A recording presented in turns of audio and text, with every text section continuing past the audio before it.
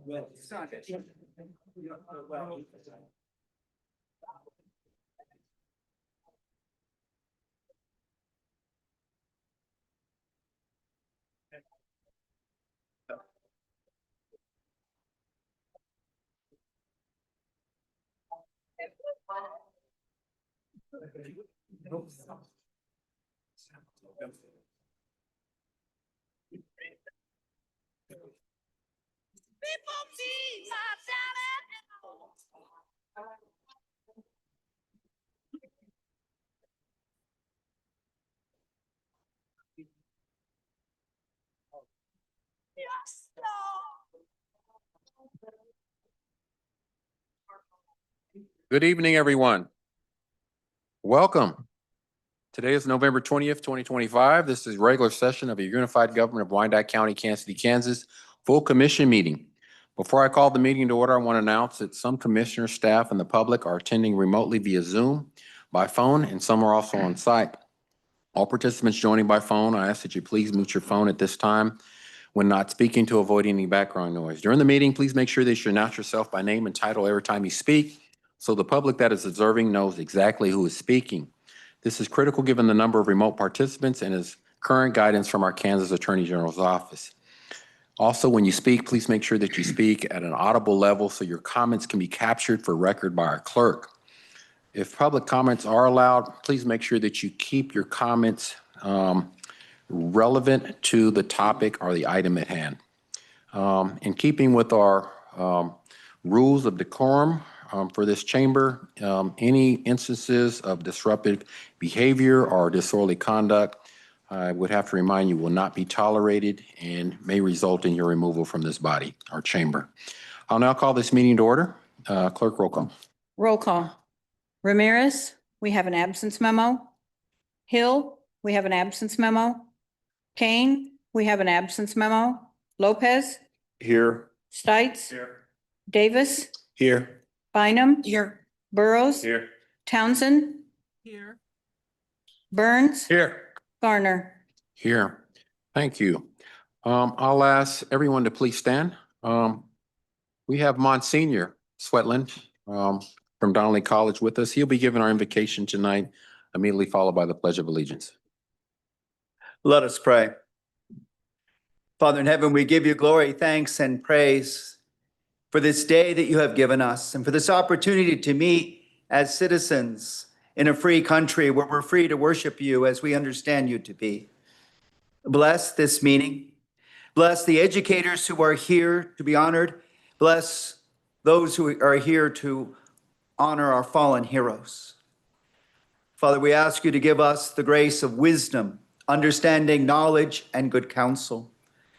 And we pray particularly for the gift of fortitude that we may know your holy will, especially how to serve those most in need, and give us the courage to put it into practice. We ask this in your holy name. Amen. Amen.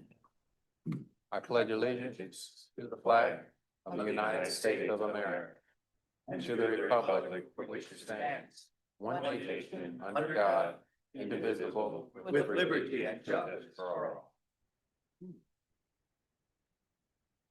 Thank you, Monsignor. Appreciate you for that. Clerk, are there any revisions to tonight's agenda? Yes, Mayor, we do have several revisions. The order of items under the mayor's agenda has been changed. The change of order is as follows. Item 5.5 will be heard first. Item 5.2 and 5.3 will be heard next, followed by item 5.4. Item 5.1 and 5.6 will finish out the mayor's agenda. Also, under the administrator's agenda, items 9.3 and 9.4 have been removed. Those are all of the revisions. Thank you, Clerk. That takes us to the mayor's agenda. And the first item is a recognition of from the mayor's Christmas tree lighting this year.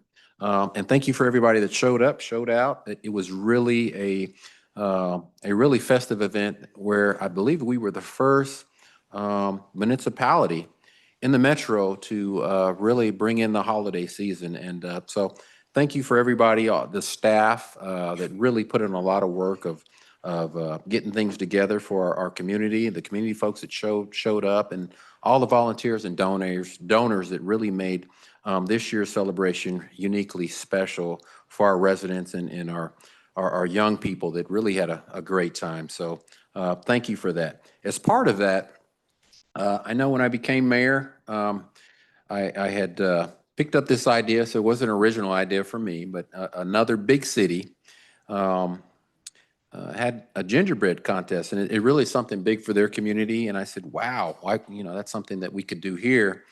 And so I started off, and I believe this is the third year. And the commissioners were involved in narrowing down staff who were involved in the gingerbread house contest. And I know a lot of our staff members really look forward to this and were involved in it, and something that I know they enjoy doing. And the creativity of what they can do with gingerbread houses is really amazing. And you can see those in our lobby. And it was really a very hard choice to get down to our first, second, and third place winners. And I want to thank the commissioners who helped with that. Last year, our legal department won, and they came close, but not quite this year. Real close, because it was a really hard decision this year.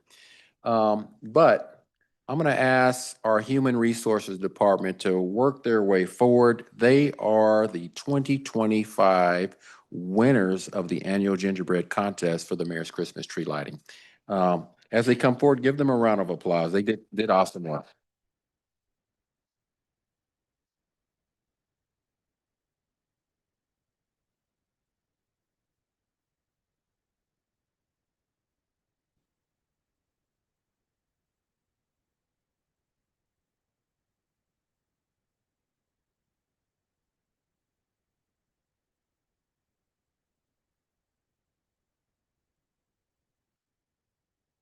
They get to go to gingerbread.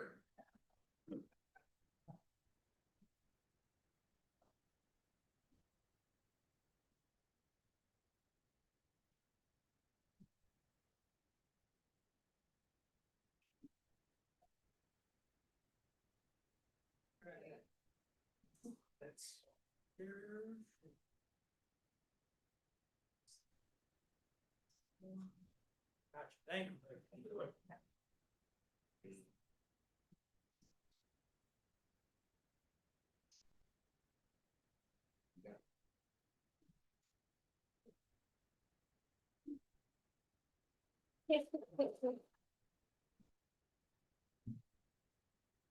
Chris Dameron, Human Resources.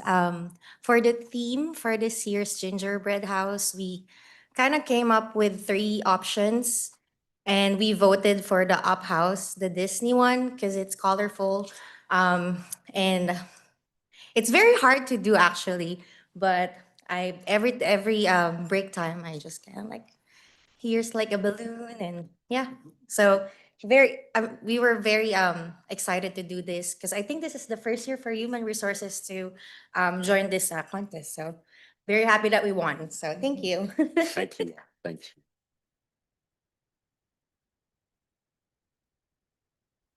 Congratulations again.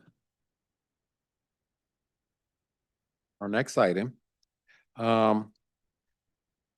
is recognizing and honoring all our Wyandotte County educational institutions that we've all come to know, and a lot of us have gone through these educational systems. Anybody that calls Wyandotte County home, it's been something special, whether you're Bonner Springs, Edwardsville, Turner, Piper, Donley College, Kansas City, Kansas Community College. I believe anybody that's lived in Wyandotte County for any considerable amount of time either you or somebody you know has been educated or has been involved in some way in our educational institutions here in Wyandotte County.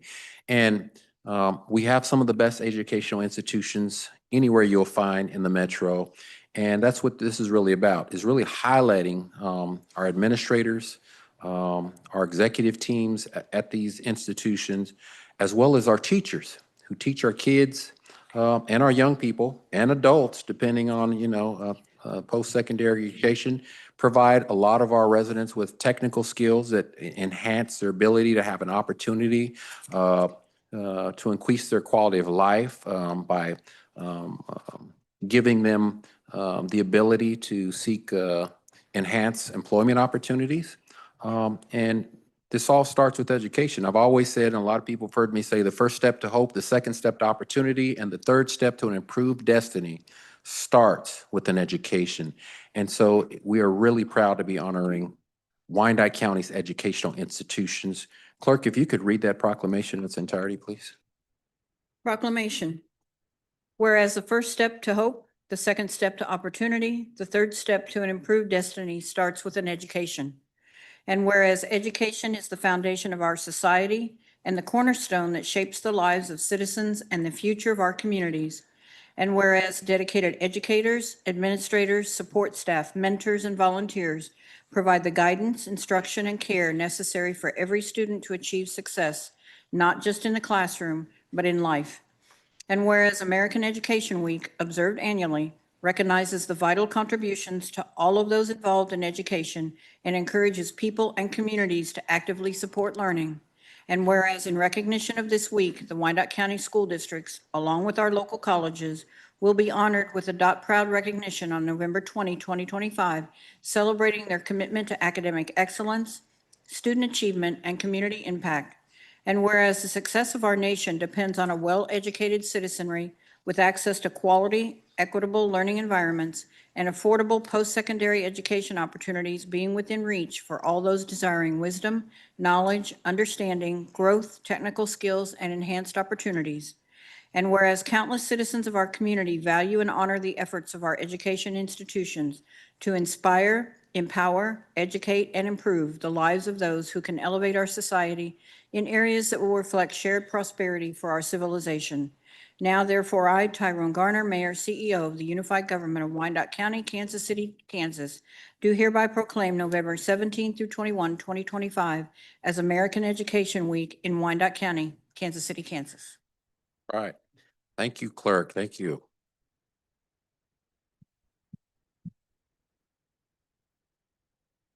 I'm going to have Mr. J.D. Rios, who has been a long-term, lifelong educator, at least with USD 500, a term as the board chair with the Kansas City, Kansas Community College, and he will make the presentation. Mr. Rios? Thank you, Mayor. And thank you, Commission, Mr. Administrator, for this opportunity. It is a distinct honor and pleasure, this being my last commission meeting as a member of Mayor Gardner's team, to be able to do this presentation. This evening, we proudly recognize the achievements and dedication of our local school districts and area colleges. From classrooms to campuses, from early learning through higher education, these institutions are shaping the future of Wyandotte County every single day. They represent not only academic excellence, but also innovation, service, and community spirit. To our superintendents, principals, teachers, faculty, support staff, school board members, and trustees, and most importantly, our students. You make us Dot proud. We applaud the bright minds and committed leaders who build a stronger, smarter, more united Wyandotte County. Your hard work does not go unnoticed. It is an honor to celebrate your contributions and successes here today with Dot Proud recognition. Our first district to be honored is the Bonner Springs Edwardsville School District.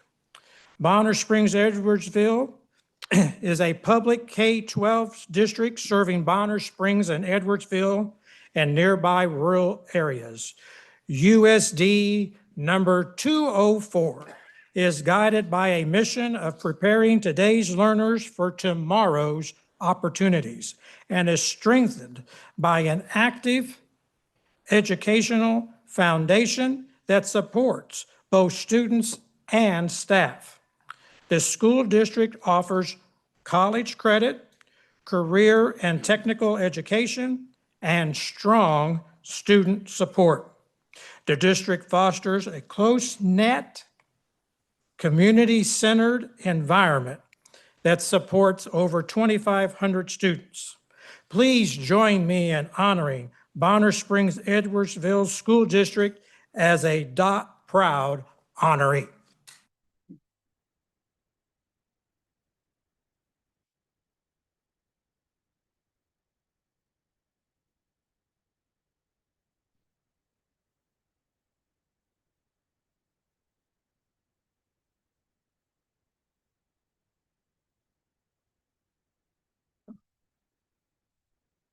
Thank you so much for the recognition. I tell everybody that I get a chance to tell this to that I feel very lucky to be able to work with such outstanding students in the Bonner Springs Edwardsville School District. We've got phenomenal kids who work hard and are shaping our future. And we've got tremendous faculty, tremendous staff, and the Bonner Springs Edwardsville community is second to none. I'd also like to say thank you to the commission, to the mayor for this opportunity tonight. Mr. Chuck Stites is our representative in Bonner Springs, Edwardsville. He's been on our site council the last couple of years. He has been to many of our school events, and he's also a Bonner Springs High School graduate. So thank you so much for the recognition, and we're just excited to be here tonight and to recognize our district. So thank you.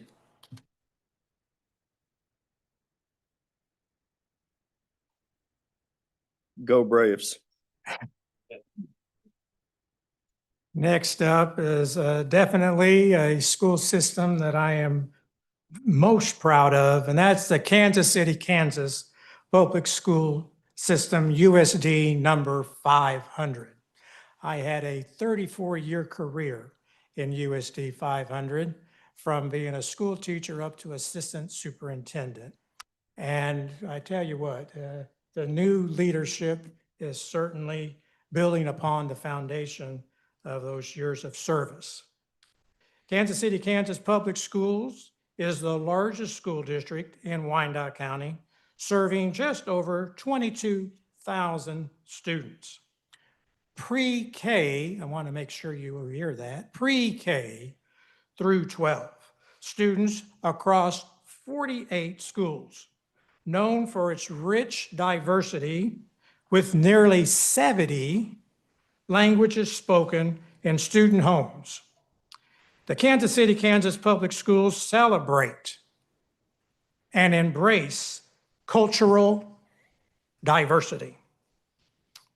The school system emphasizes equity, academic achievement, and college and career readiness.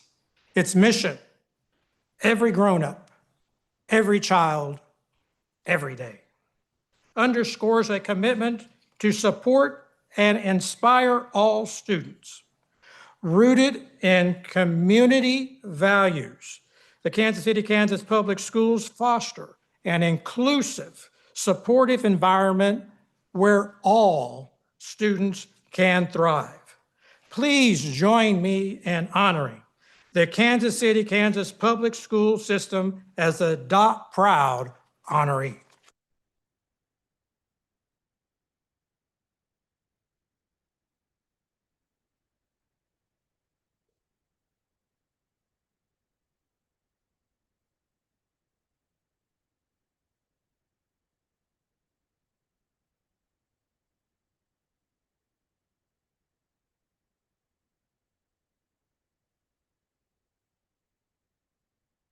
Good evening. It's a privilege to be here this evening. I Also want to just echo the sentiments of my colleague and say thank you for the recognition. We really appreciate it.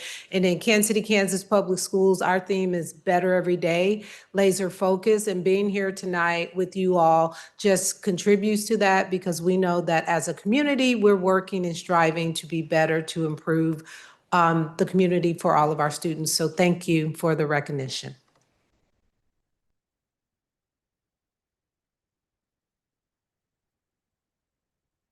Next is our Piper Unified Schools District number 203. The Piper School District, located, of course, in Kansas City, Kansas, serves over 2,700 students, again, from pre-K through 12 across 5 schools. With a strong focus on future readiness, the district offers innovative programs through its Portrait of a Graduate framework and real-world learning academies, supported by active community partnerships and a commitment to academic excellence. The Piper School District prepares students for success in school, career, and life. Please join me in honoring the Piper School District number 203 as a Dot Proud honoree.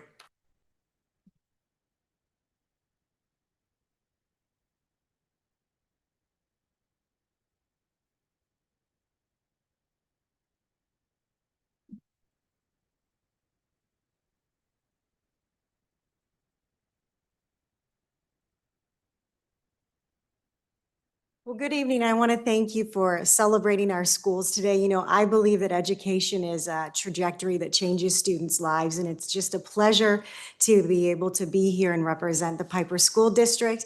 I want to thank Mayor Gardner and the rest of the elected officials who are here, our friends in the back, everyone that serves the county and serves our students to make our future really bright with our students. So thank you.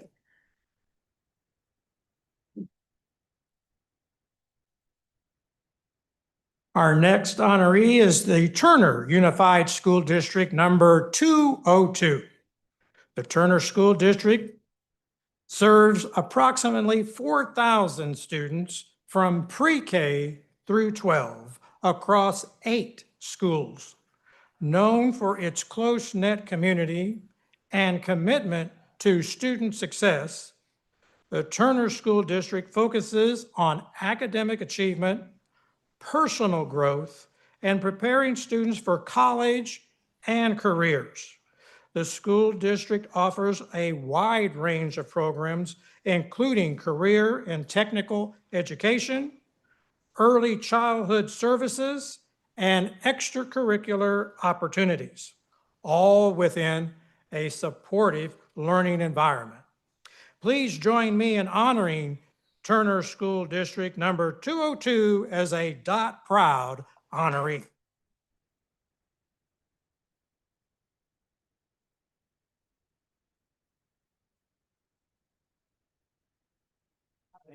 You've got a golden bear. I know.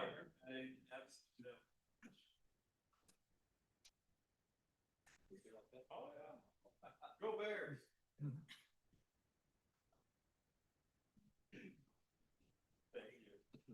I appreciate it. Thank you all. Just very briefly, it's an honor to serve the young people of Wyandotte County. I want to give a special thank you to you for recognizing our kids and staff. It is American Education Week, so it's a special time. And as we all give thanks with our families and whatnot, I just want you all to know that I'm thankful for you. I'm thankful for our children.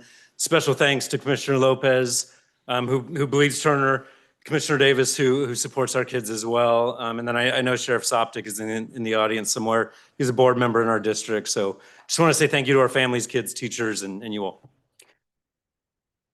Go Bears.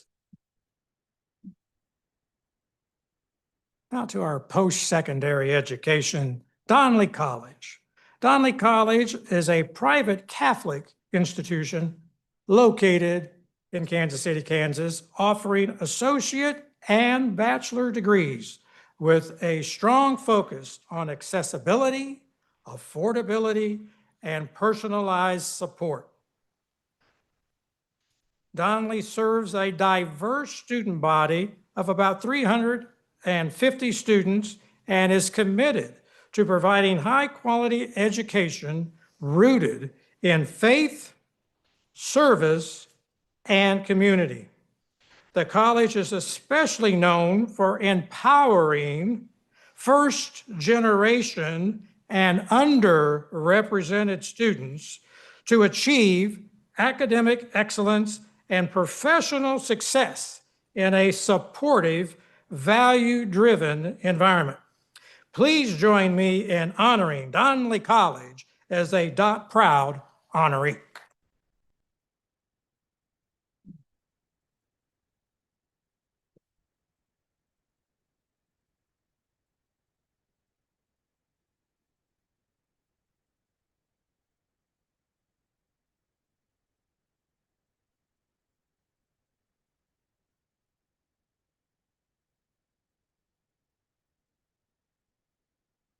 Like all the other educational institutions, want to thank you for this great honor and also speak just for a moment to Donley's values, because they are the values, I think, of our county. As an educational institution, our first value is truth, because we must seek the truth and try to put that truth into practice. Our second value is to build community. And here in Wyandotte, one of the things we should be very proud of is we have a rich, diverse community that people care about one another and want to help one another become, as we sometimes like to say at Donley, the best version of ourselves. We want to help every student become the best version of him or herself. And last but not least, excellence. All the schools in our area really strive for excellence, and Donley College is proud to be part of the educational landscape here in Wyandotte County. Thank you.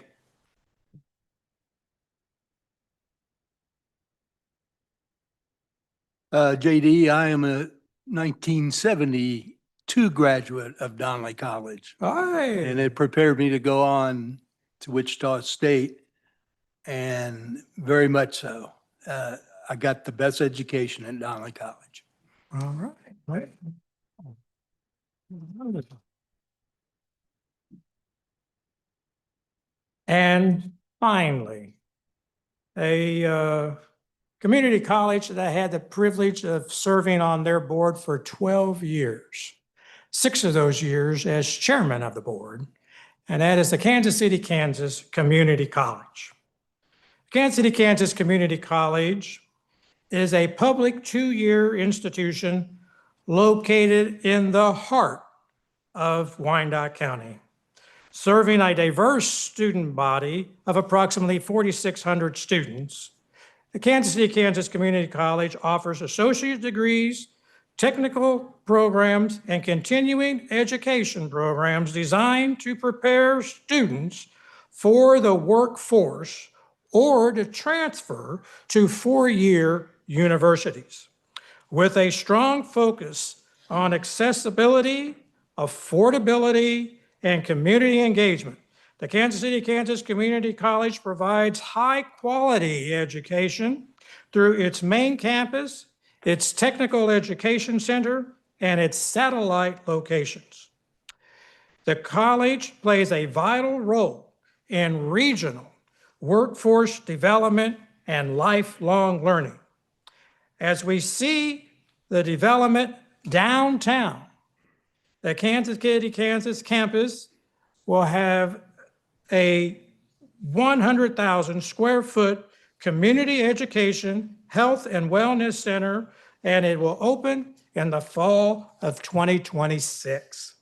The facility will bring together community college programs such as GED, workforce training, health services from Swope Health, and financial education through the Community America Credit Union. Please join me in honoring the Kansas City, Kansas Community College as a Dot Proud honoree.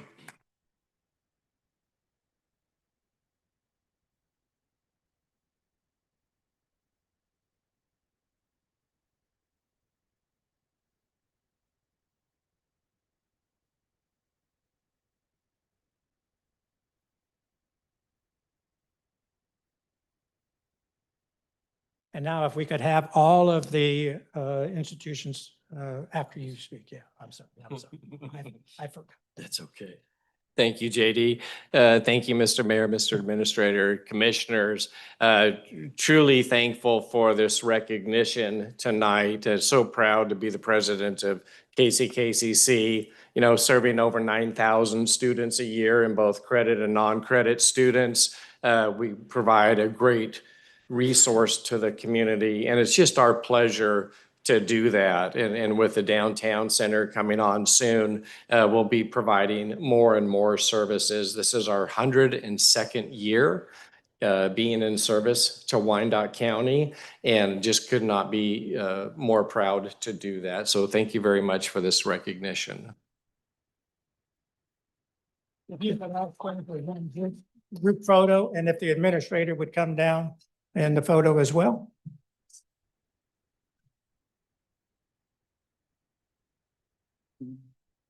Shares.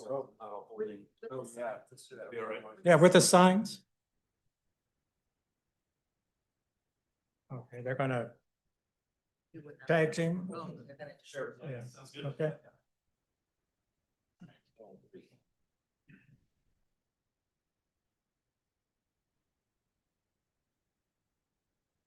Please, one final round of applause for our educational institutions.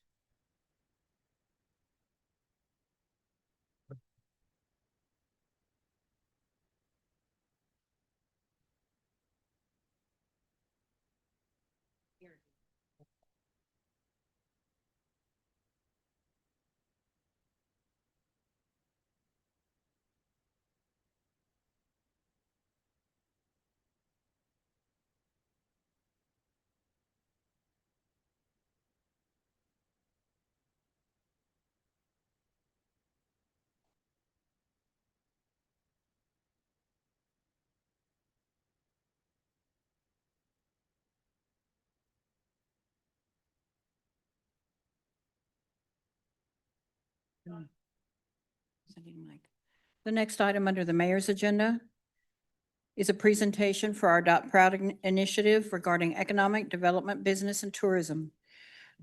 Ms. Cadillo, Mayor's Chief of Staff, if you'll take over. Thank you, Mayor, Commissioner, and County Administrator. It is my honor to continue our Adopt Proud recognition. Irene Caudillo with the Mayor's Office. And we're proud tonight to recognize several key partners whose leadership and collaboration strengthen the unified government's efforts to grow our local economy, support businesses, and promote Wyandotte County as a vibrant destination. These organizations play an essential role in driving development, creating opportunities, and showcasing the very best of our community. They are being celebrated for their continued commitment and invaluable partnership. We start with the Chamber of Commerce, KCK Chamber of Commerce. They are the leading business organization in Wyandotte County with a long history of supported economic growth, community development, and business success. Founded to connect local businesses, civic leaders, and organizations, the Chamber works to create opportunities, strengthen the economy, and build a vibrant community. Through programs in advocacy, professional development, small business support, and workforce initiatives, the Chamber helps businesses grow. They cultivate future leaders and ensure the local business community has a strong voice in public policy. Signature efforts include networking events, leadership programs, entrepreneurial resources, and community partners that promote collaboration, economic development, and long-term prosperity for Wyandotte County. Together, these programs reflect the Chamber's commitment to building a strong, inclusive, and economically resilient Kansas City, Kansas. Through collaboration and a focus on both present needs and future opportunities, the Kansas City, Kansas Chamber continues to drive progress for the businesses and people that call Wyandotte County home. With a focus on fostering a thriving, resilient, and connected community, the Kansas City, Kansas Chamber continues to build on its history while driving forward the growth and success of Kansas City, Kansas. Please join me in honoring the Kansas City, Kansas Chamber as a DOT Proud honoree.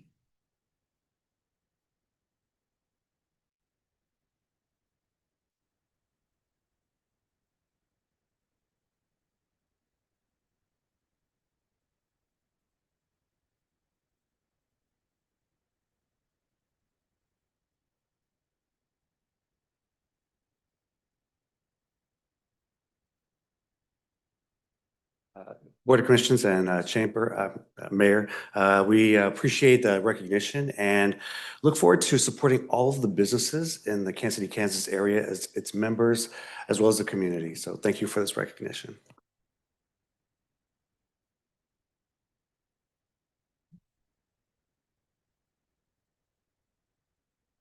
Do I have this in the right order?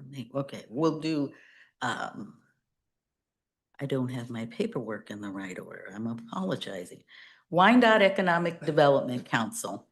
The Wyandotte Economic Development Council was founded in 1992 as a public-private economic development organization with a mission to strengthen Wyandotte County's economy and build a dynamic, thriving community.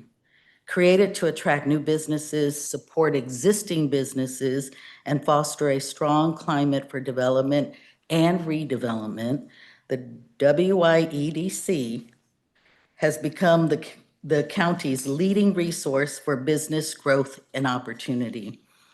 Wyandotte Economic Development Council advances this mission through business attraction and retention, site and commercial development, workforce development solutions, entrepreneurial support, and public-private partnerships.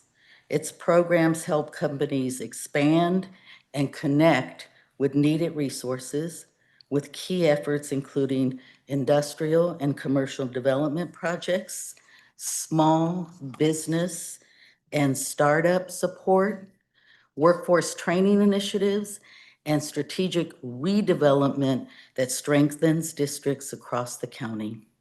These efforts have produced substantial results. Since its inception, they and their partners have announced more than $8 billion in capital investment and over 37,000 new or retained jobs. The YWEDC also emphasizes workforce development to raise median household income, including 19 student career pathways tours engaging the school districts across the county with local companies. Through strategic planning, targeted programs, and strong collaboration with partners, the YWEDC continues to position Wyandotte County as a competitive, business-friendly community where companies and residents can thrive. Please join me in honoring Wyandotte Economic Development Council as a DOT Proud honoree.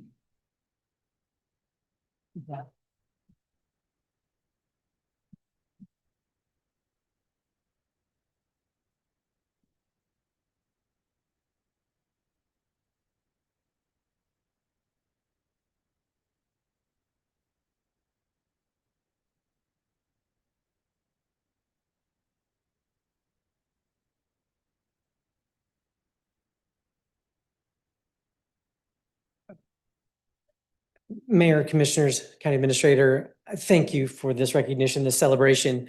We really are a fortunate county in that we have so much diversity of people and industry, and that we have so many opportunities to market this community to so many across the country. And we've been able to travel all over the place to talk about the benefits of being in this county. And we really do have a lot to be thankful for and a lot to celebrate here in this community. And we just thank you that you're doing this. So appreciate you all.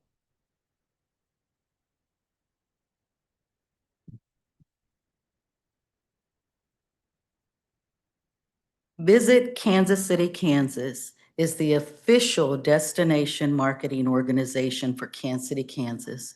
with historic roots in the Kansas City, Kansas Chamber and a formal launch in 2010 as the Kansas City, Kansas Convention and Visitors Bureau.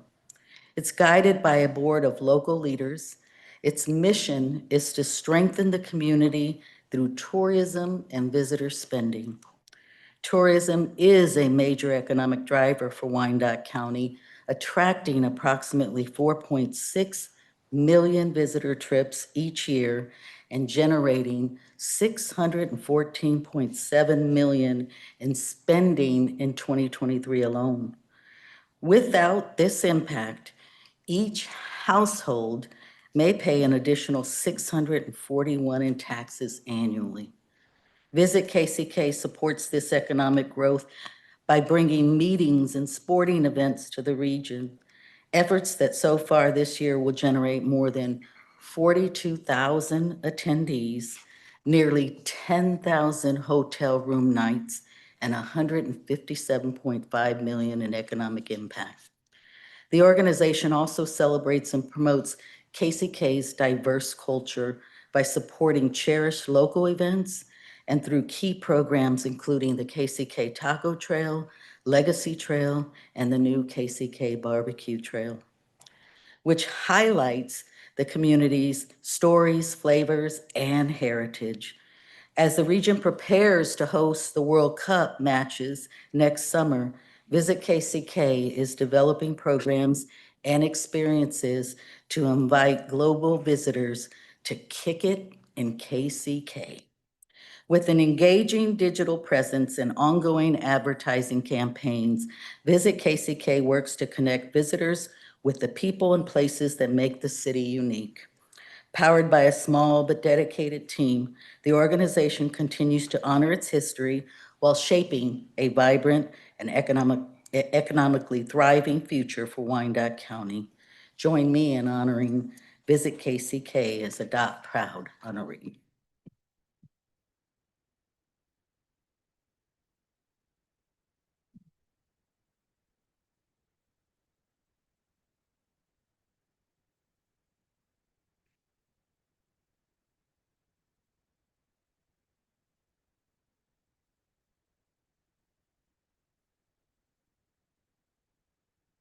Thank you so much for this honor. We are delighted to be the chief cheerleader for Kansas City, Kansas, helping visitors to discover all the great things there are to see and do here. And as Irene said, we are very excited to welcome the world to Kansas City, Kansas next summer to kick it in KCK. And you're going to be hearing a lot more of that phrase coming soon. Thank you.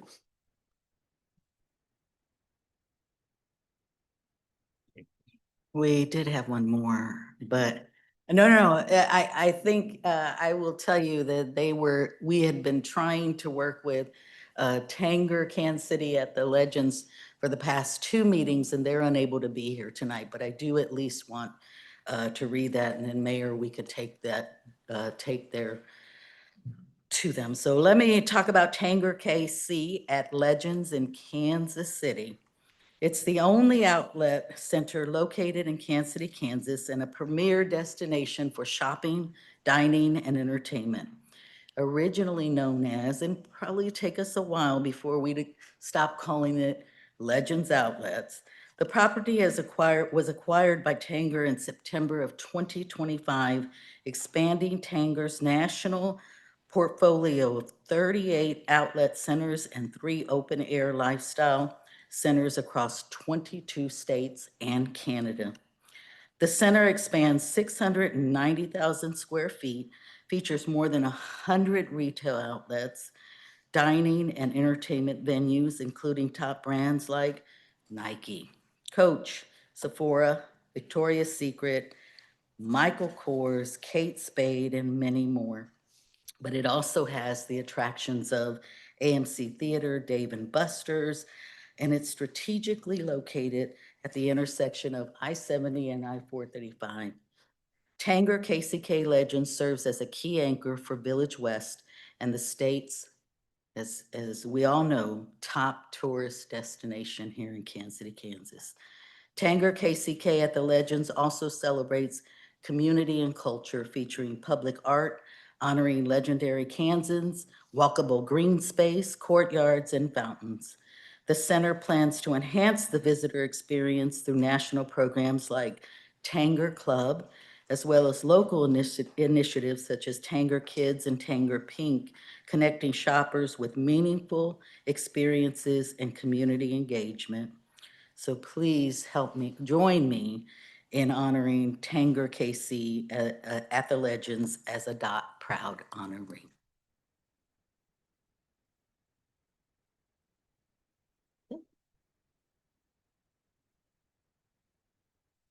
Thank you, Chief of Staff. And let's give all our honorees another round of applause tonight. I mean, these are really well-deserved recognitions. So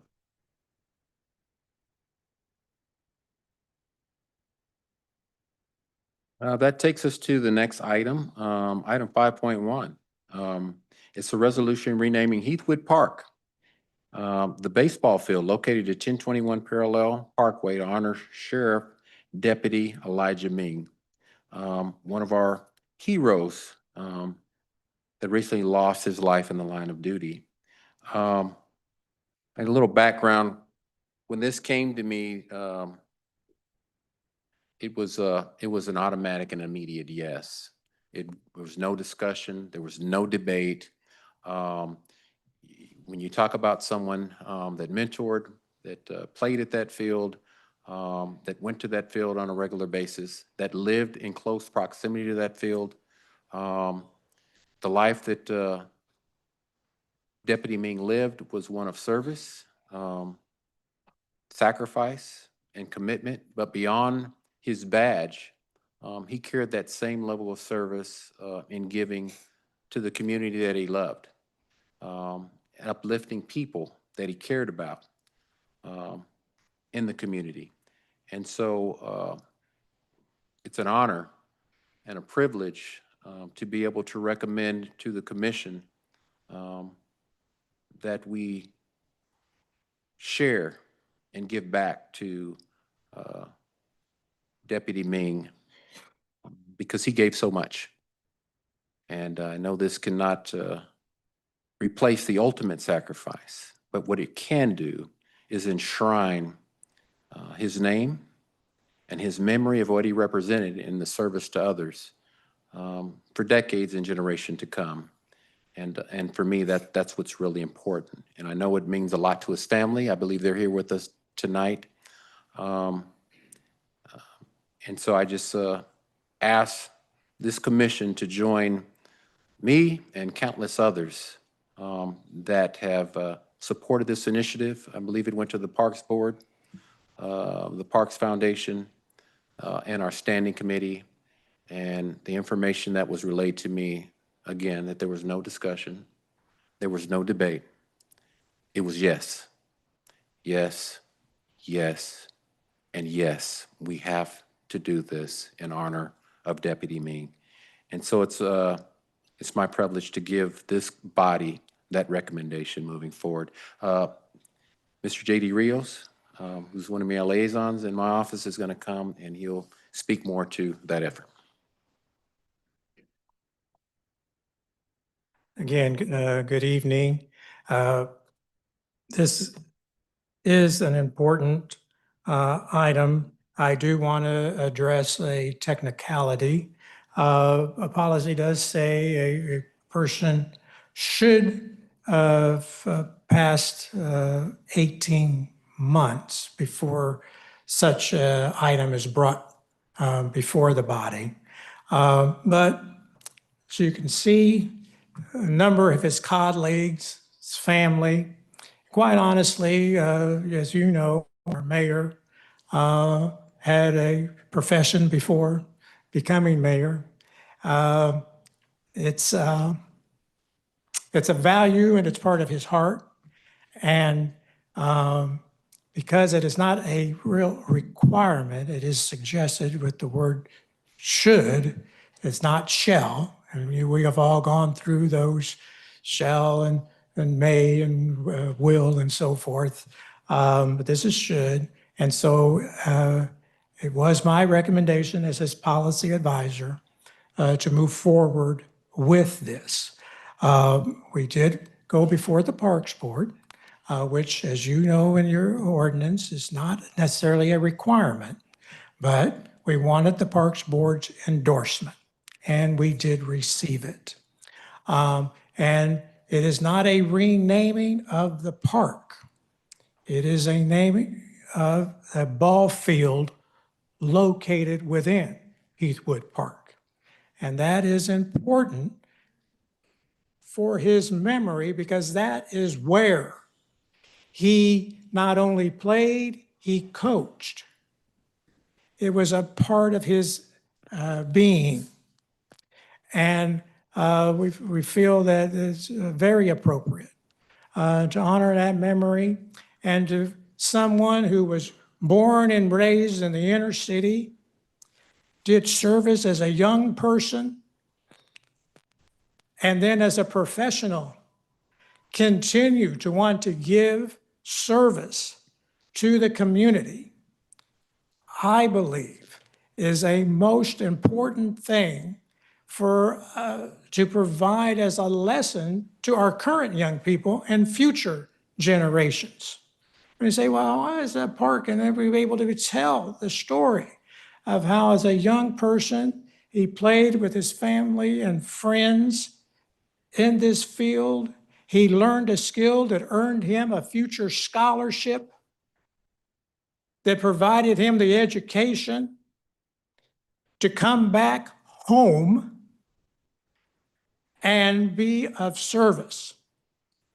I believe that is what this commission, and that's why it was important to do this now, because his unfortunate death happened during your terms.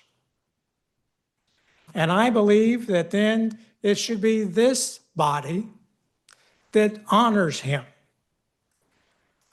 his memory, that can carry on lessons and values for the generations to come. So I could have had a list of speakers come to you, but I don't believe it necessary. I believe the mayor has spoken. I have given you the reasons behind the recommendation, and I am hoping that with you seeing the support of the audience and what we have brought forward to you in the resolution, it speaks to his life and service, his dedication, that you will approve this. And then the second week of December, we'll get you an exact date. But we couldn't work on the sign until you approve it, right? But it'll be a ribbon cutting. And of course, we want you all there if possible. Again, because the Parks has done a fabulous job over the years of improving the system. And Heathwood Park is also part of that improvement. You got you call them spray park, spray, right? And so, you know, there's been improvement there. And so we're able to revisit it and have, not to get overly emotional about it, but I believe there'll be a spirit there with this. And so I ask that you approve the resolution as presented. Thank you, Mr. Rios. We have Sheriff Soptic here. You know, if you want to have any words, comments? Okay. Anybody from the family? Any words or comments you'd like to make before? Okay. I did want to give our sheriff as well as the family that are here. They are present in the audience. As you see, several members of the sheriff's department and the sheriff himself, as well as members of the Ming family. Do any commissioners have any comments? Commissioner Stites. As a fellow colleague of Elijah, worked side by side with him at the county, I'm proud to make the motion to approve. Second. Okay, there's a motion, there's a second. Clerk, roll call, please. Roll call. Lopez, Aye. Stites, Davis, Aye. Bynum, Aye. Burrows, Aye. Townsend, Commissioner Townsend? Burns? Aye. Commissioner Townsend? She's having technical difficulties. The vote is 6-0. The motion carries. Thank you. Congratulations.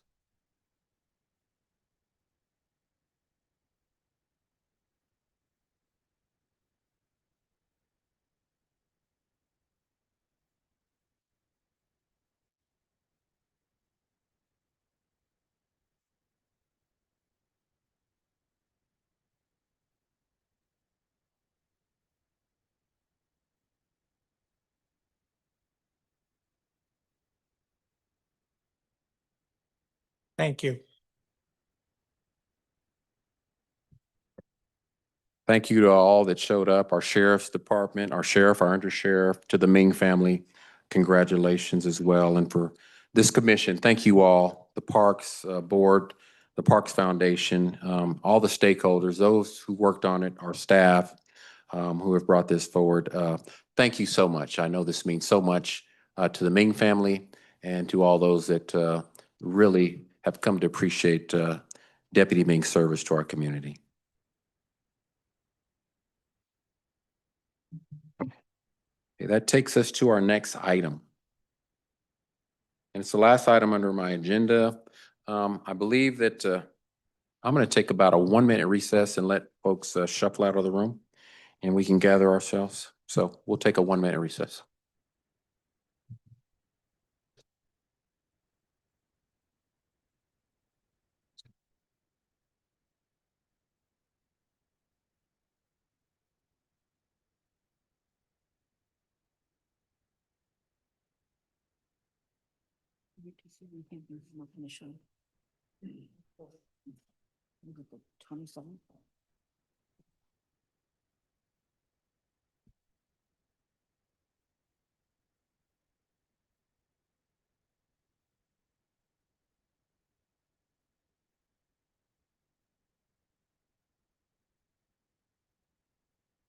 Here we go.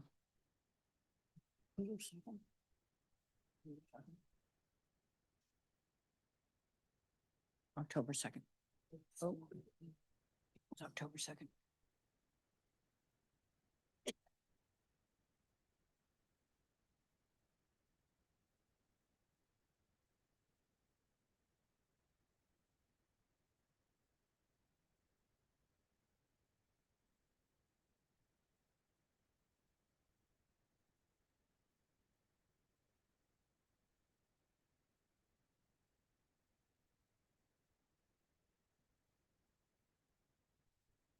Okay, thank you all. Next agenda item because it's. Ma'am, yeah, you're out of order. You're out of order. Sergeant at Arms, can you address that situation, please? Could you please address? Yes. We as a community have come together to speak on behalf of those who are already experiencing homelessness. God, I ask that you would give us hearts of softness and compassion. I ask that we would be able to address each other with love. Lord, I ask that you would guide us.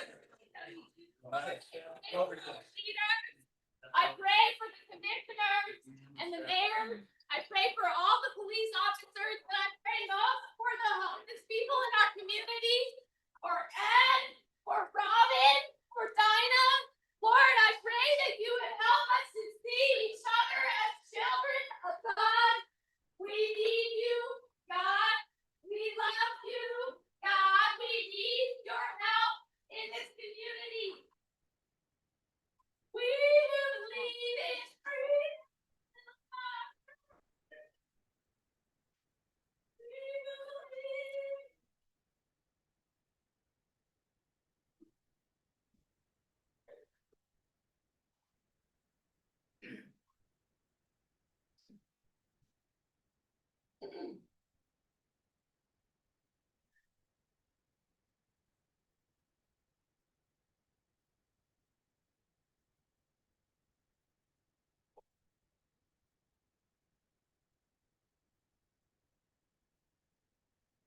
Okay.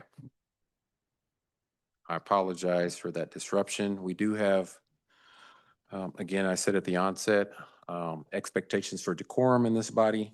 We're trying to adhere to that. Things that are not part of the agenda are definitely not allowed. Uh, I know that some of the topics bring out passions in individuals, but at the end of the day, presentations will be made, and it's up to the selected body to make a final decision on what actions will be implemented and what will not be. But what we can't do is we can't have individuals disrupting our meeting and this institution of government that reflects our unified government in Wyandotte County, Kansas City, Kansas. So I apologize for that disruption. So that takes us to the last item on the agenda, which is the unsafe camping ordinance. On October 2nd, we spent considerable time going over that ordinance, and we heard from the community. And the community made their recommendation clear. And my commitment was to go back after I recommended we table that item, and for legal to go back and really take to heart what our community says, because I believe in being community driven in everything that we do. To give this commission an opportunity to put something in place that brings balance and continuity for our public safety officials as well as our other unified government officials as to how to address issues in our community that a lot of folks, you heard that from some of those that presented, that present challenge. How do we do that in a safe, humane way that protects the rights of all our residents, while also honoring the commitment we have to create a safe and livable community for all those that love and call Wyandotte County home. And so I can say that our legal team went back and they dug deep and they did a lot of research. One of the things that we committed to was bringing in our community groups, and we did just that. We brought in a lot of stakeholders who came around the table, and their input was also given to our legal counsel. And that information was brought into bear. And hopefully what you'll see tonight is something that really embodies the recommendations and the concerns that residents have of how do we address this growing issue of unsafe camping, while also being able to provide those residents most in need a bridge to get the support and services they need to move them from an area of where they have no hope to a bridge to hope. And so I'm going to turn it over to our legal counsel, Ms. Casey Myers, who's taken the lead on this and has worked a lot of hours trying to hopefully get something that this commission can see value in. Ms. Myers? Thank you, Mayor. Good evening. Good evening. My name is Casey Meyer. I'm an attorney with the Unified Government Legal Department. I'm going to ask for, we cannot disrupt the meeting. Housing, not handcuffs. Housing, not handcuffs. Housing, not handcuffs. If you include homeless people in this meeting, did you hear that now? They're just gonna be driven further out into the shadows. Sir, I'm going to add, I'm going. I'm not doing anything wrong. I'm good. Shame. Look at the people that are actually experiencing homelessness, include them, because you're gonna, it's very unsafe for them to be pushed out further. It's not right. I think get out of nice place and get it.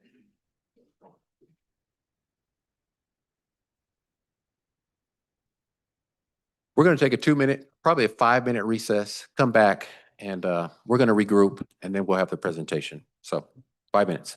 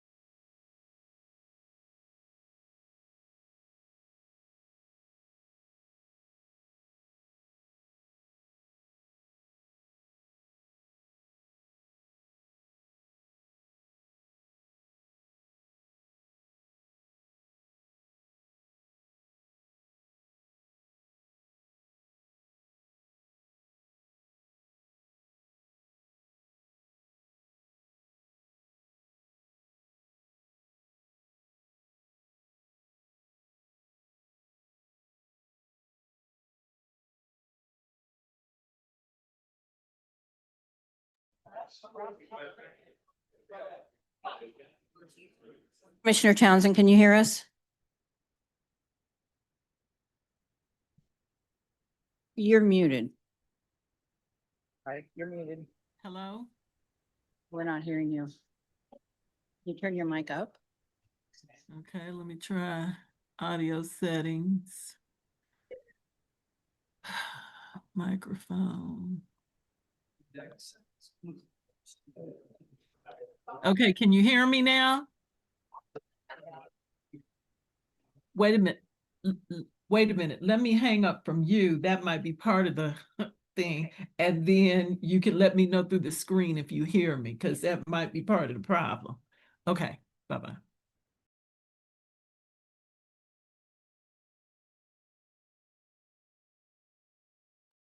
Commissioner, can you hear us?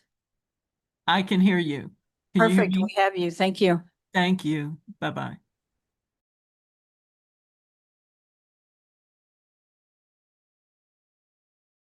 And if everybody could start getting to their seats and getting situated, we'll start here shortly.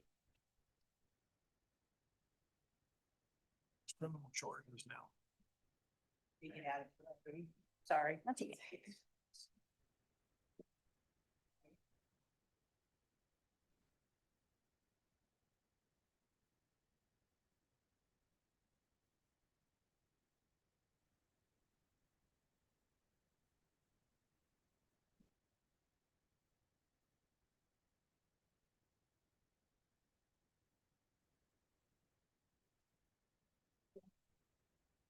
Okay, thank you for your patience. We are back. Again, I'm going to turn this portion of our meeting over to one of our legal counsels, Ms. Casey Myers, for the presentation. Okay, thank you. My name is Casey Meyer. I'm an attorney with the Unified Government Legal Department. I have Deputy Chief Kent Anderson and Sergeant Angela Joyce here from the Kansas City, Kansas Police Department. I have Chief Dennis Rubin from the Kansas City, Kansas Fire Department. We also have the Manager of Property Maintenance Compliance, Patrick Fulton from NRC, and our Operations Supervisor, Sir Chad Hampton from Buildings and Logistics. Everybody is here for questions. And as the mayor previously said, we presented this item a couple months ago. And then with direction from the mayor, we met with members of the task force and members of the community. Based on those communications, I made some amendments to our draft ordinance, which is what you have in front of you this evening. But to get started, we're going to go through the community outreach that the police department presently does, as well as what the fire department does, and then show some of the processes that we use in our encampment cleanups. And then at the end, I will go through our current ordinance draft. So to get started, I'll have Sergeant Angela Joyce come up. As she said, I am Sergeant Angela Joyce. I was tasked in 2019 with developing the homeless project that the KCK Police Department has. It's operated out of the Community Policing Unit.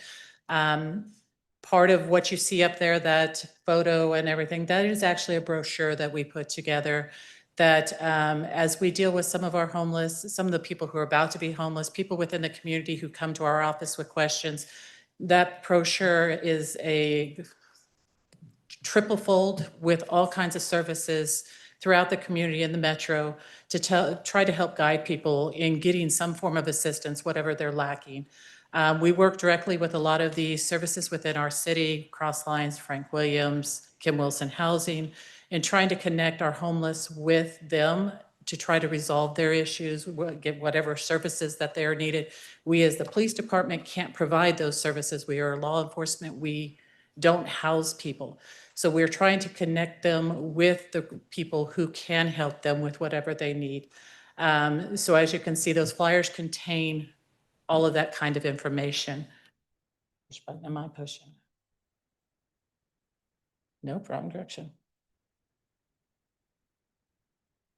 I don't know this technology here. There you go.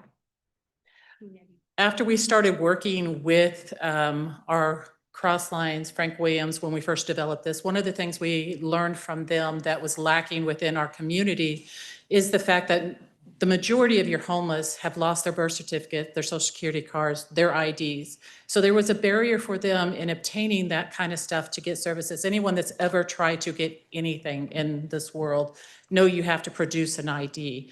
And it's a long process for a case manager to be reaching out to the states, trying to prove who their client is to obtain their birth certificate to get a state ID. So Topeka developed what was called a city ID program, and they came down and gave us a presentation of that. And we brought that to the former commission that was here when we developed this back then, and got a lot of support from the city to start this program. And to date, we have exceeded over 705 ID cards.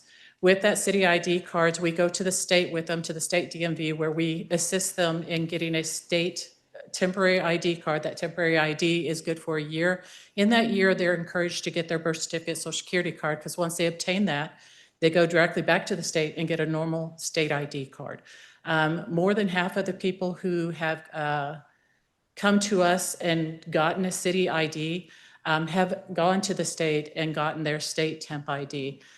We've worked with a lot of village initiative, people coming out on parole who, when you go into prison, who's keeping your personal property safe? The majority of them don't have that stuff. Victims of crimes who have lost things, victims of fires who have lost things. We've helped a lot of people within the community. So that is what we have done with that. I oversee that as well. Good evening, Dennis Rubin from the Fire Department. It's an honor to address you, Mr. Mayor, Commissioners, and County Administrator. We have essentially two parts, if you will, of the process working with our unhoused population. One is response. If you take a look at our response data, for the past 2 years, we've done 245 emergency responses. We know that's a well underestimate in that our current tracking system does not have any indication whether the person is unhoused or not. The new system that just went in effect that was adopted by the Kansas Fire Marshal does include the ability for us to notate that. The next graphic should be showing the scattergram. And as you would have probably guessed, the downtown core area is where most of that 245 calls have surfaced. The last slide in terms of the documentation that we're offering, it's roughly about $100,000 to be able to provide that level of service. But again, I would caution the commission that we know that it was less than. The handouts that I hope every commissioner member has an attachment that goes over in detail, roughly about 20 pages of services that we've provided. We do that with what's called our community paramedicine program. Unfortunately, it's staffed by a single person. They work 8 hours a week, 8 hours a day, rather, 5 days a week. And with that, all types of support services that are necessary that we can provide. Medicine in the street is an example. We've provided wheelchairs and other appliances that have been hand-me-downs from hospitals in other areas. So when you take a look at the community paramedicine program, they provide substance as well, along with all the medical checks before a person would enter our shelters for the night. So we're doing the best we can to provide on both ends, whether it's emergency or non-emergency. Thank you.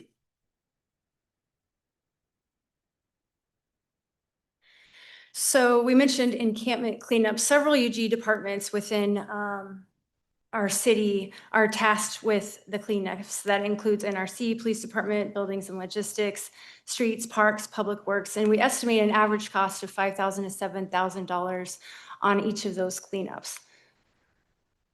And Angie's going to explain how we currently address them. So the way we currently address them is, as everybody's going to be aware, we get a lot of complaints about homeless encampments. Some of them are on private property, some of them are on public property. When we started this process of this homeless outreach, we started consulting with legal, because how do we address where people are on someone's property and shouldn't be on their property, with the complaints, with the sanitation, with the problems that may come around them. And at that time, we developed the process that we would give notice to them, both written and verbal. and give them the opportunity to move. And then we work with our abatement team to come in and clean it up. So our team actually gives them 7 to 10 days, usually on an average. And then we also make contact with a lot of our like Cross Lines and Frank Williams and try to engage them with the people that are living in those camps. That doesn't always work. The majority of the time, that's what we try to do. And to try to get them to connect with the services to try to start at least the process of trying to not be homeless, to get off the streets. But there are barriers that slow that process down, but we usually give them about 7 to 10 days to give time for our abatement team to be able to schedule it and be able to come in and do the cleanup once they vacate the property. Private property is a little different than public property. Private property is like where you live. And if someone is on your property setting up a camp, you would want them immediately off your property. So private property, once the owner has said they don't want them on their property, we have to tell them to immediately move off their property. So that is the right of the person who owns that property, is that people not be on their property creating an encampment or destroying their property. So that is the difference between private and public. And private, it's an immediate, you have to leave. And once the owner has told us that's what they want, that's what has to happen.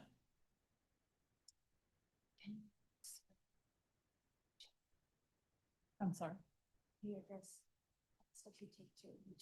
Oh, yes. The steps as far as reaching private property. So there is property within this community that just wooded area, but it's owned by someone, a private entity that may not even live in the state. Some of them got it through inheritance and a house be demolished, things like that.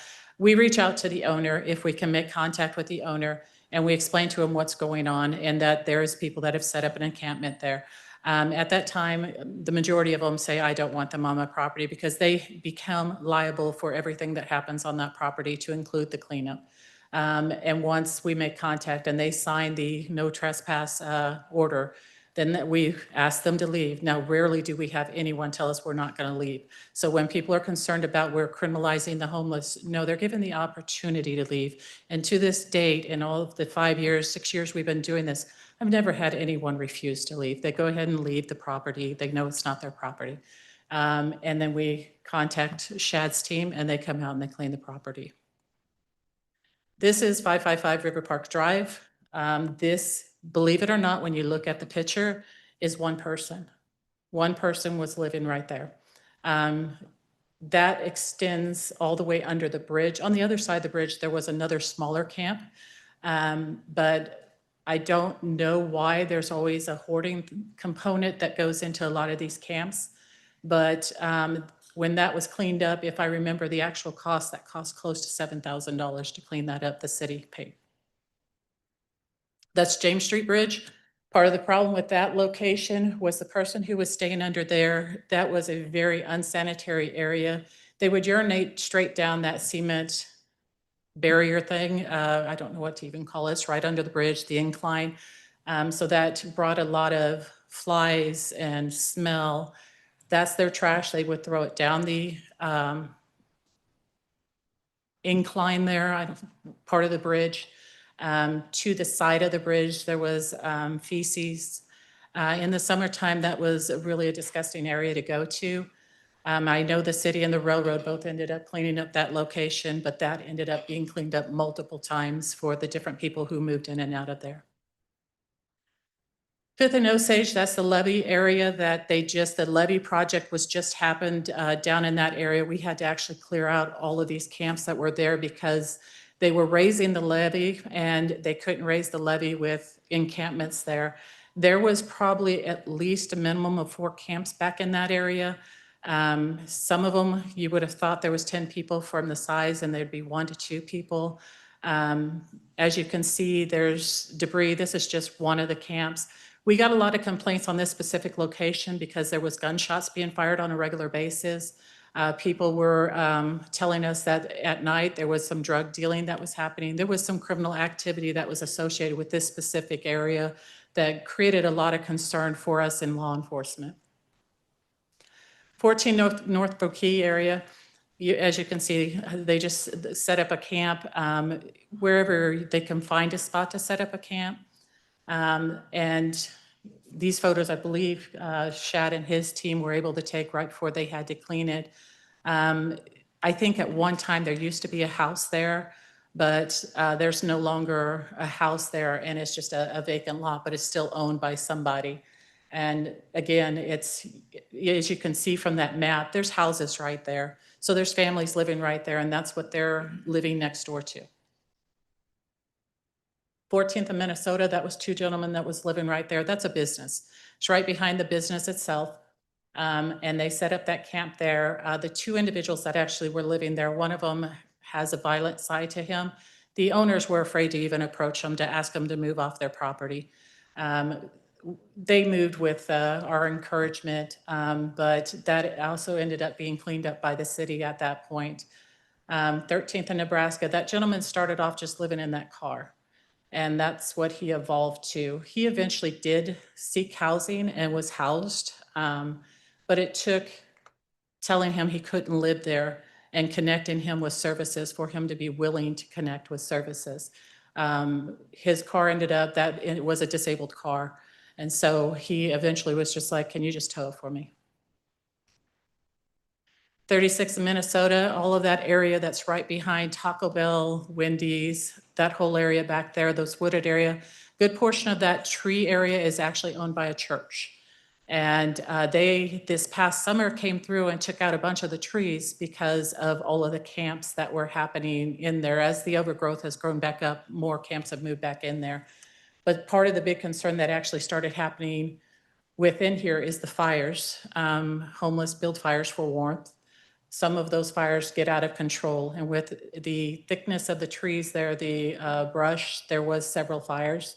And there was also some complaints that we were getting of some criminal activities. We had reports of rapes, and someone told us there was a murder. We didn't find a murder there, but there was criminal activity that was happening in that area. 1001 North 65th, again, it's another vacant area that they have set up in. And you can see what is there. And that's where it's at. It's near the tech center. It's a heavily wooded area behind the gas station there, and there's a cell tower in that area. We get a lot of complaints of the cell tower being tampered with. Don't know if it's that population or not, but we get a lot of complaints of that back there. It's a heavily wooded area through there. 12th in Vermont, this is literally right behind some people's houses, right in their backyard. And that had a huge, particularly on that north side, had a huge, it almost looked like they developed their own wooden sided area living in for warmth and protection from the elements. But that, every time we clear that out, every time we get complaints on that, they reset up back in that area pretty quick. 820 Kansas Avenue, same thing. If you can look to the right picture, that's a homeless camp and what they turn out. And that's, you can drive down the street and actually just see that. And again, right there, 820, same thing.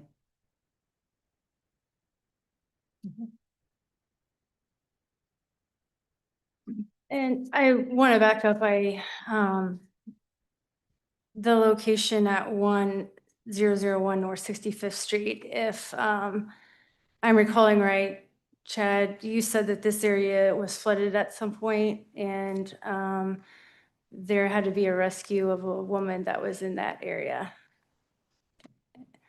Which, if I could also operate this thing, I would get back to the, there's a waterway there, so my understanding is it flooded. And so when we're talking about the emphasis on safety in this ordinance, we also want to address impact on infrastructure, but also how it influences safety for other members of our public in addition to our unhoused population.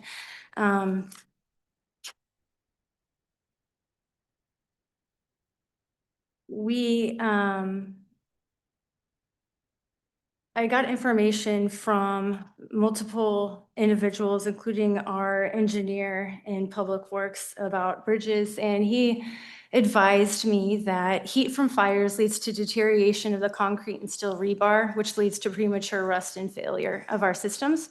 Currently, the UG maintains 86 legal bridge structures and 212 short span structures. That just depends on the length and where those are located. And we also assist KDOT in keeping the areas under and around their bridges clear. Regarding our levees, which you heard Angie comment on, some of our encampments are in levee areas. Digging and the fires that they use for warmth and the debris there often compromise the infrastructure in those areas. Also, the camps and debris conceal damage, which makes it difficult to monitor potential problems. And it also makes it difficult for our staff to be able to respond to those locations and address issues that may arise. And then, of course, in the levee area, there's increased flood risk, which is dangerous to those choosing that area to make it their home. And it also increased risk to our first responders who have to respond to those locations to assist individuals that end up in danger in those areas. So now I want to cover the changes to our ordinance. The first significant change is we changed the title and the name of the ordinance from unlawful to unsafe camping. And I believe that using the word unsafe better reflects the intent of what we're trying to do with this ordinance to address the health and safety of our entire community, including our unhoused population, as well as everybody else. So these terms are changed throughout the entire ordinance for consistency. Regarding the definitions section, those are the same. I did not change the definitions. The definitions are consistent with what other cities include in their camping ordinances.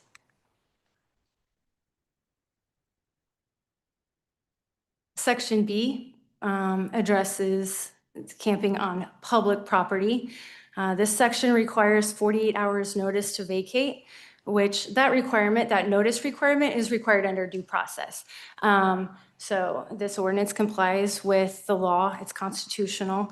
And you heard Angie indicate that currently they are giving people 7 to 10 days notice. We don't have the staff right now to be able to do anything within 48 hours. It's just if we needed to be able to take care of something within 48 hours, we would provide notice, and then if our staff was able, we would be able to. But currently, we wouldn't be able to. It'd be still probably consistent with the 7 to 10 days. But again, this section addresses the unsafe camping on public property, and we only cite if the person refuses to leave or remove their property after the 48 hours notice, or if they were previously provided notice that they couldn't be there. And as Angie indicated in her lengthy time addressing these issues, she hasn't had, or staff hasn't had anybody refuse to leave. Section C addresses the times that we can immediately remove someone. And these are going to be times when the impact to infrastructure, or we have safety concerns for where the individual is, or may affect adversely others trying to use those services.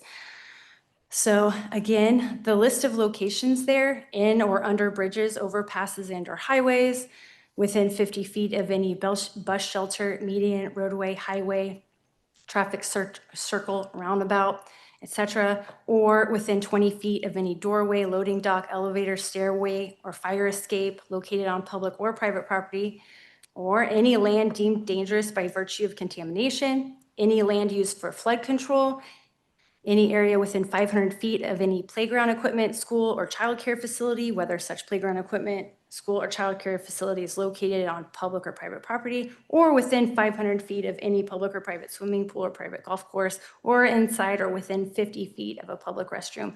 All of those locations are consistent with all of the cities that I've researched across the nation that have developed ordinances like this.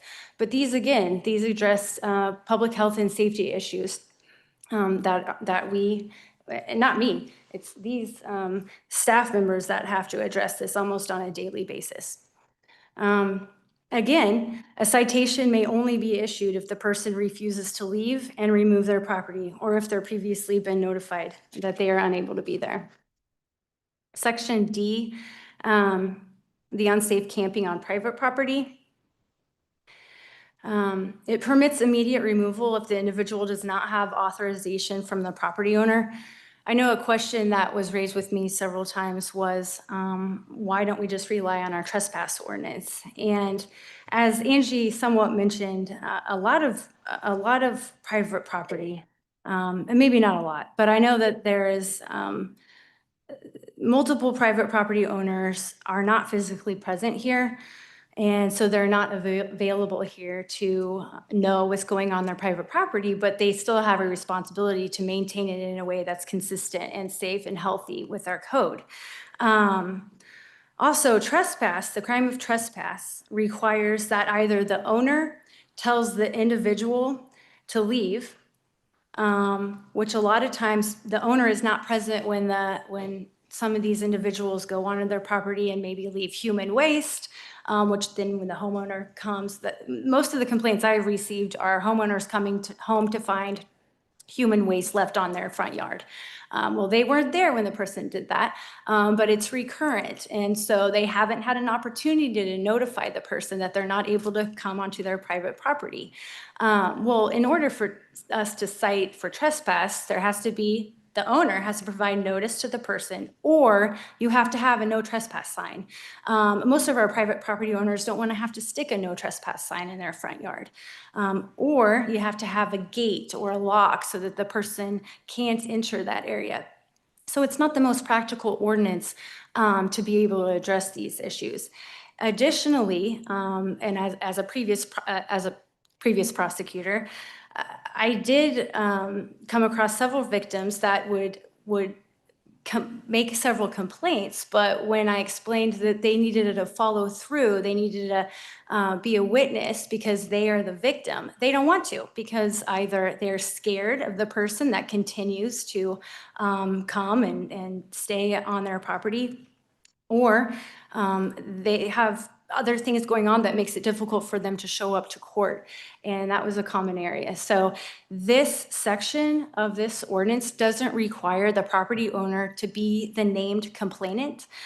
This would enable the police department or whatever agent is the one handling this situation to be able to respond. If the individual doesn't have authority to be on the property, then we could remove them. And if they refuse to move, or we would ask them to leave, if they refuse to leave, only then would we be able to cite. The witness in that situation could be the police department. It wouldn't have to be the private property owner. So that makes it more difficult for property owners. Now, again, it's private property. So if the owner gave permission for the person to be there, then they could be there. This is not a situation where your family can't camp in your backyard. I had a couple of people ask me if this ordinance restricts that, and it does not restrict normal family camping in your backyard. Now, we have to comply with the rest of our ordinances, and there are ordinances that you can't just camp indefinitely on your own private property, because then you wouldn't be complying with several of our other ordinances. And so that is what I addressed in that section 5 there. Those chapters and articles of our code, they address unfit structures, they address our health nuisance codes and our zoning codes. And so like any other private property owner, we have to follow rules too. And so that is what that section is addressing. And again, whoever this individual may be that might be violating the section, they may only be cited if they don't leave after being asked, and if they don't remove their property. Section E, impounding of personal property. So this section, again, provides the notice that's required under due process, and it also lays out the procedure and what the police department would be required to hold.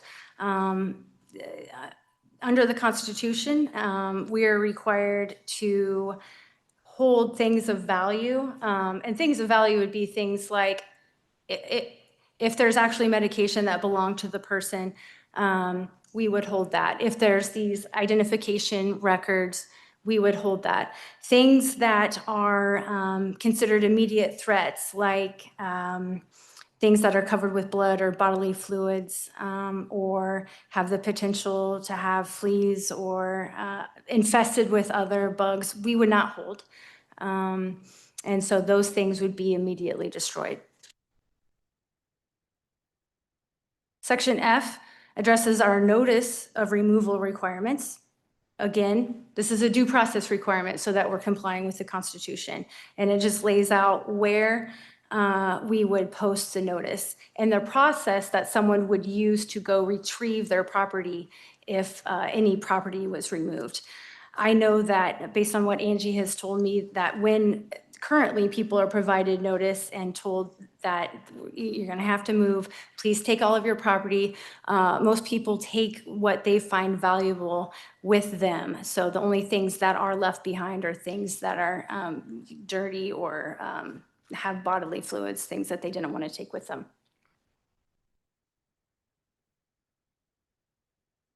So these sections are not really substantive. It just explains, again, the disposition, how long we're going to hold them, what kind of proof of ownership what you would need if you responded to the police department to retrieve your items. H and I are just, again, more compliance sections. The most significant section that I changed is our violation section. So previously, we included the language below that it would be a fine not to exceed 200 or by imprisonment. So to address some of the concerns from the community and from members of the task force, we included graduated sanctions. And what a graduated sentence or a graduated sanction is you start off with something very low, and then if someone is convicted the next time that there's an offense, if they're convicted a second time, then that is when the graduated or the heavier sanction would occur. And as you've heard, Angie, and previously we discussed this, because people are so compliant in moving, it's so rare to issue a citation, number one. And given the ordinance allows, we can only cite if the person refuses to leave. And so because they're compliant, it's unlikely they'll be cited. And then even if they are cited, you have your right to a trial, so you show up. I had another question. Someone asked, when a person is cited, does that mean they're arrested and booked? And no, when you're cited for a violation like this, you get a ticket, and then you get a court date, and then you address it through that court date. And then sometimes, frequently, if you don't show up to that court date, the court gives you a new court date. They don't automatically give a warrant. So there are multiple opportunities to show up to court. And then through that process, if the court would determine that the person, number one, was guilty of the offense, then the sentence would be to at least 10 hours, but not to exceed 40 hours of public service, and a referral to an appropriate outreach service provider. So there's no potential of jail time at all upon that first conviction. Only upon a second or subsequent conviction of this violation, a person could be sentenced by a fine not to exceed 200 or by imprisonment for not more than 30 days, or by both such, by both such fine and imprisonment. Now, we also included the language that if the court finds that the person convicted is indigent, because we understand that the people that are in this situation are unlikely to have the ability to pay a fine, that the court shall order that the person, in lieu of the payment of any fine, be ordered to pay or be ordered to perform public service. So we addressed some of the issues that came up during the last meeting, as well as some of the concerns of the task force. in the penalty section. And then the rest of this is not substantive. It stayed the same. So I just want to reiterate that this is not a unique ordinance. It's similar to the hundreds of city ordinances that have been passed across the nation within the last year. And I also want to say that Mr. Hampton has offered me multiple times, and I know he offers other people the ability to do ride-alongs to the encampments or the encampment cleanups, and I'm sure he would offer that to anyone that was interested. I haven't taken him up on that, but I know he's excited about that. So I'm happy to answer any questions, and everybody is here to answer questions. Thank you, Ms. Myers. But before we get to the questions, Sergeant Joyce, just quickly, I know when we convened the task force, you gave a compelling argument of why this was necessary to bring, and I think you mentioned the word continuity throughout the departments, so you all could have clear direction from this governing body on how better to address these issues that you confront. Because right now, what you relayed to the task force is that's kind of unclear to you. Yes, so as laws change, we have to evolve with the laws.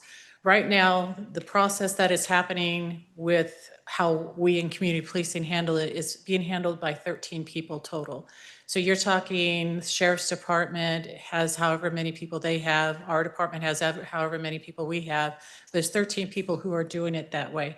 This would create a uniformed approach for all officers in Wyandotte County to be handling this the same way across the board, so that every time that I encounter someone, it's not necessarily in a negative manner. They know that I'm going to give them the opportunity to make the changes that they need to make. It gives them a dignified way of being able to, okay, fine, thank you, I'll move, versus leave now. So it would create a clear guidance for everybody to kind of be operating the same way in how we're addressing our homeless population. I am not for criminalizing the homeless. I'm not for that at all.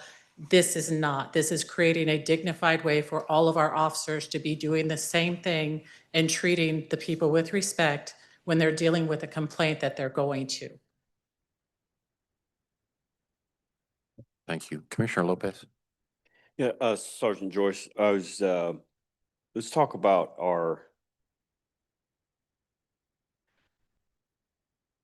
what was it, one of our female employees, was it Wyandotte Behavioral Health, maybe, I don't know who's with, that was trying to advocate for these homeless and was sexually assaulted?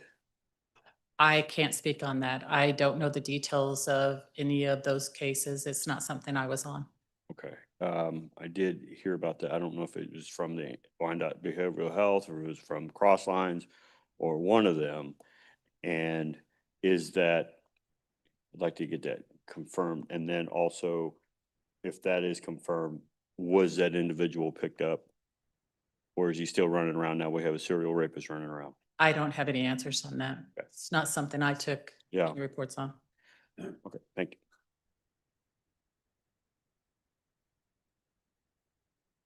Thank you, Commissioner Stites. Stites District 7, Sergeant Joyce. So if someone is asked to leave and they are granted the 48 hours to vacate, they do so, and then 3 days later, they're back. Is it the same process for that same person repeatedly? Because in a sense, right, they could leave, they could come right back the following night, you're out there again, you're doing the same thing over and over and over. So I didn't know what that looked like as far as like a continuing situation with the same individuals.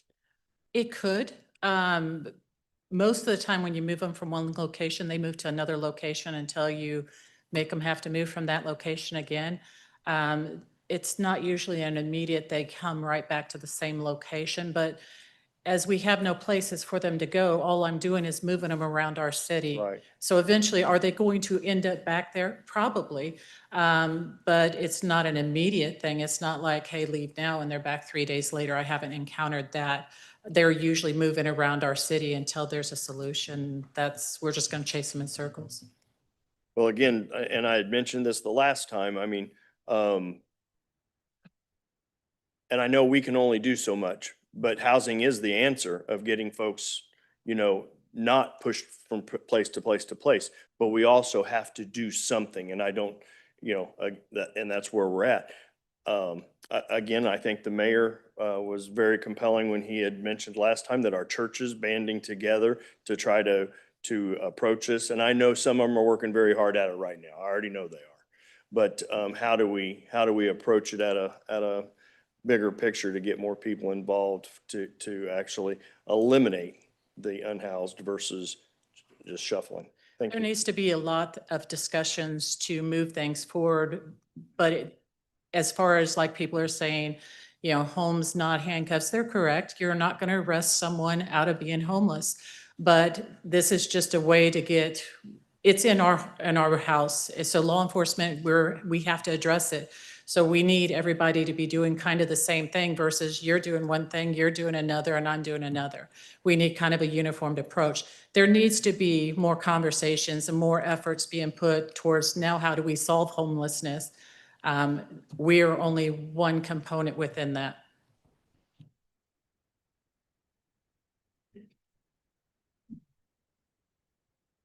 Thank you, Commissioner Bynum. Thank you, Mayor. November is National Homeless Awareness Month, so here we are. Is the fire chief still here? Okay, I was gonna ask, the departments and specifically police and fire regarding the programs that you operate. If we pass the ordinance, will it eliminate the need for the program that you operate? From the fire department, Dennis Rubin, no ma'am. The community paramedicine program is so much broader than just the homeless. We have folks that need assistance to get back in bed or perhaps simply take a blood pressure versus leaving their home and having to figure out how to get to a hospital and back. So it's a robust program. We're very proud of it. But again, it's a single person. I wish we had the resources to expand it. Thank you. Yes, ma'am. And police, your community ID and the other things that you do, those won't change. Those won't change at all. Like I said, this will just create a uniformed response from law enforcement. Those will continue until we find a solution. The other departments, the data that's been presented and the photographs, they are compelling. Can you help me understand what of the data that we've been shown will improve or be changed by the adoption of this ordinance? We've had there's quite a bit of data in these packets that we've been given, and I'm just curious, what's the anticipated impact on that data that the unified government is dealing with that will change or improve as a result of passing this ordinance? Can you point us to which data? I know that Sure. Mr. House provided a lot of information in his packet, and I know that Chief. Well, we can talk, let's talk about these photographs. We can Okay. start there. Okay. Those are quite appalling. And I don't, that's quite a bit of cleanup. I think that Chad and Patrick would be good. You can speak about that. You're the ones that coordinate and assist in that. Regarding the cost, I got that from John Kelly and Rocky Mays in Buildings and Logistics because they play a large role in that as well. Patrick Holton, Property Maintenance Compliance. I think to a great extent, it's not going to make that much of a difference in the amount of cleanups and things that we are going to have to continue to do. I think that is only going to be solved by further discussions on this that go beyond just the unsafe camping aspects of this. It comes back to the affordable housing issues that we're facing all across the country. Thanks. And we had quite a bit of data from the fire department, response to unhoused incidents, totaling 245 from 24 to 25. We don't see that necessarily changing, do we? Dennis Rubin, Fire Department, Ma'am, the only thing I can assure you is that it's underestimated. We have a national reporting system that we're required to use by the state of Kansas Fire Marshal. Up until about 2 months ago, maybe, the fact that a person was unhoused, homeless, was not included in the report. So the 245 took extra diligence on the part of a paramedic or a fire company officer. We'll have continuing better records.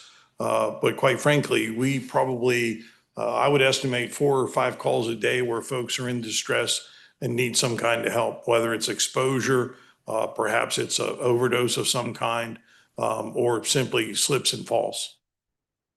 Okay, thanks. Yes, ma'am.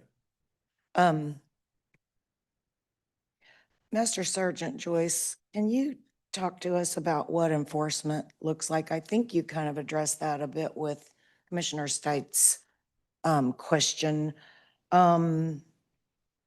You've generally said you've not had a lot of resistance when you've had to ask folks to move, and you think they'll just move to another place?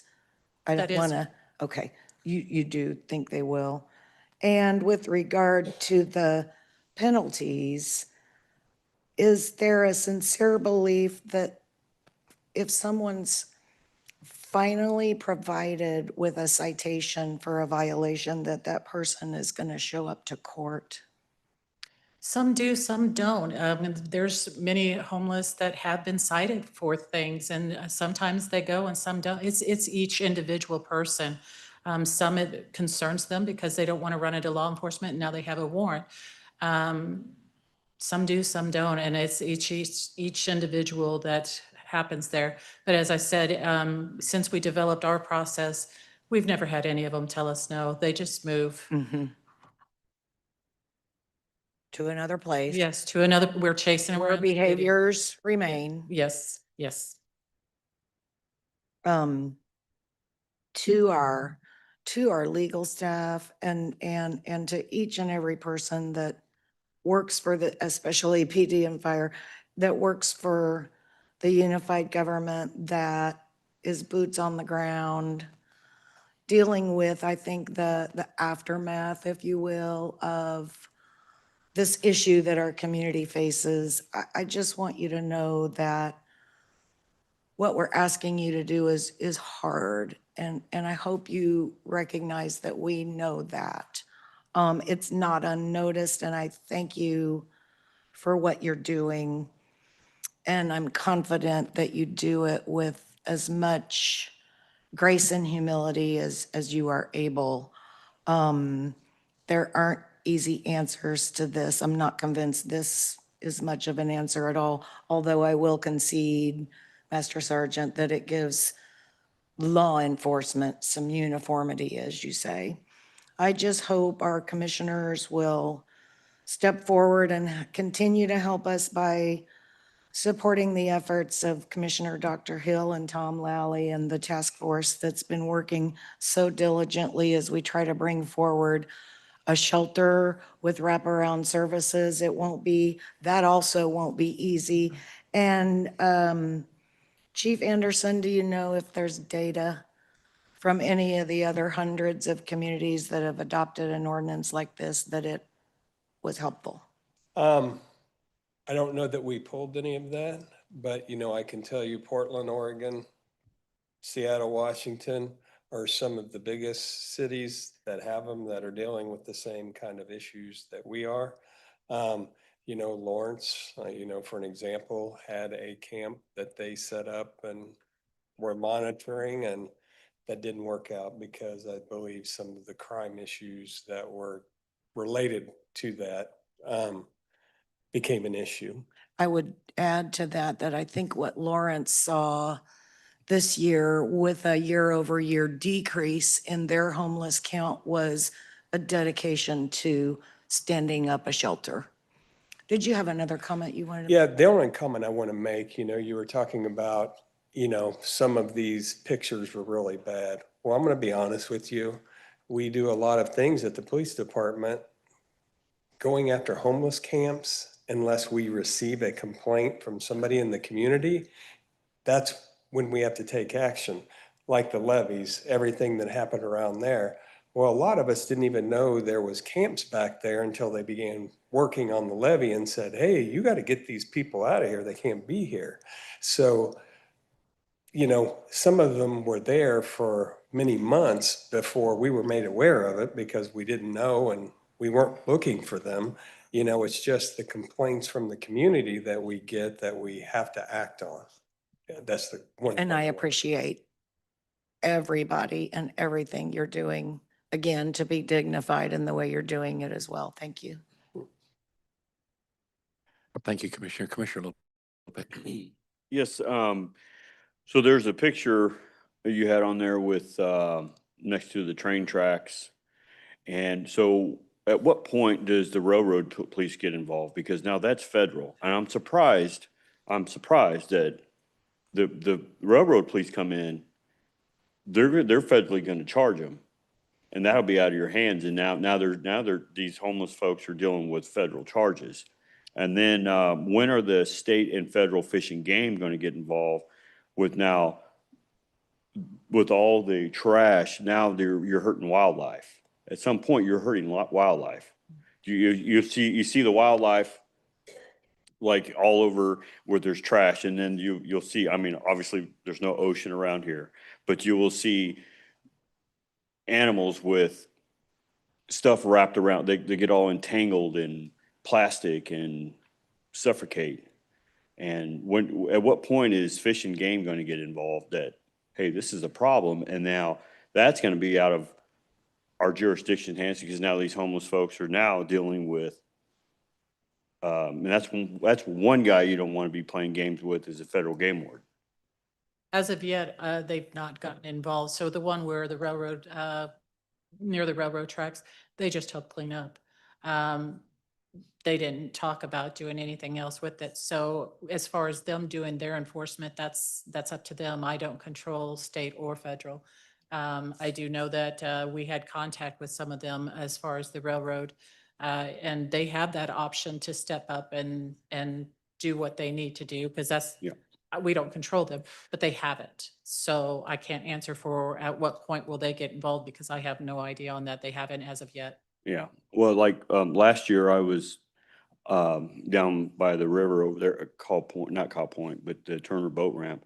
And there was actually a beaver that was dead that was wrapped up. It got entangled in plastic and from trash from, obviously it was a homeless encampment there, but he was wrapped up in trash and he drowned. And that's just sad that, you know, and then what other animals that we don't know about that are all entangled or whatever. And that's just, you know, it's just sad all the way around that, and obviously we're just, you know, this is a tough call. I understand, but we're just enabling them and enabling them. And honestly, I won't help anybody that won't help themselves. And this is almost like forcing them, hey, you need to get back in society. What can we do to help? I mean, there's so many programs out there to help them. They got to have the want.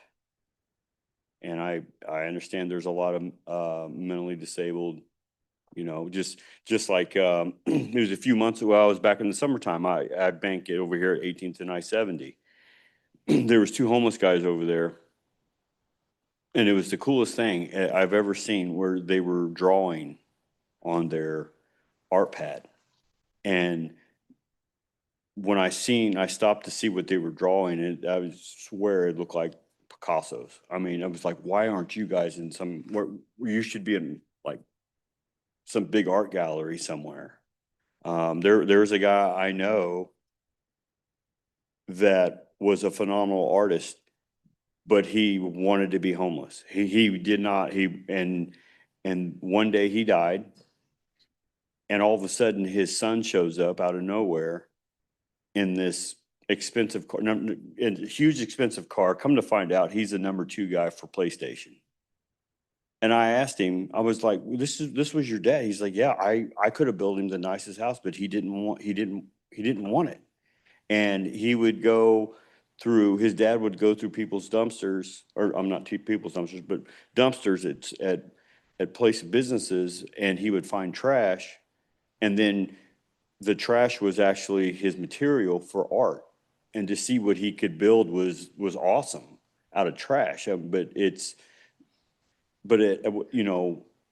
for him to, like, every day, a society of getting up, brushing your teeth, paying your bills, doing whatever, that just wasn't their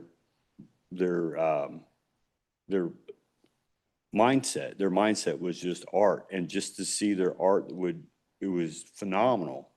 And it's like, oh, well, how can I help you? And I see this is basically what we're trying to do. And I know it's tough love, but at the same time, help us help you. And it kind of starts here. It starts somewhere. We got to do something, because at the same time, when we had all that rain, we had all that trash that just floated up, and then it clogged up and caused huge flooding. Now it cost, business owners and homeowners a lot of money because their houses and their businesses were flooded. It was caused by trash, like by the stuff we've seen on the pictures. And I know that for sure because I actually saw them boys trying to pull it out of those turbines. It was all clogged up and the water couldn't go anywhere. So, and I believe the city of Lawrence has something in play, and they're the most liberal city I've ever seen. And if they have something in play, I understand. So, thank you. Thank you, Commissioner. Commissioner Davis. Thank you, Mayor. Just few questions. I guess anybody can answer this.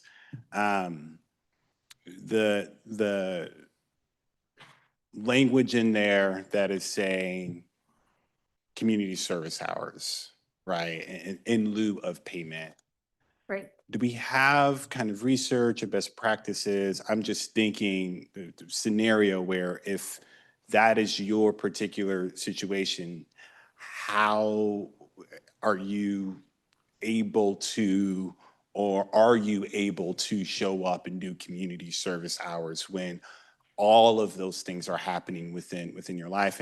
And I do want to give you all credit for the work that you're doing. Quite frankly, I don't think we have the full breadth of departments involved here, because we need community development and economic development, because we're talking about housing. That's not necessarily the job of police, right, fire, or code enforcement, or a legal department.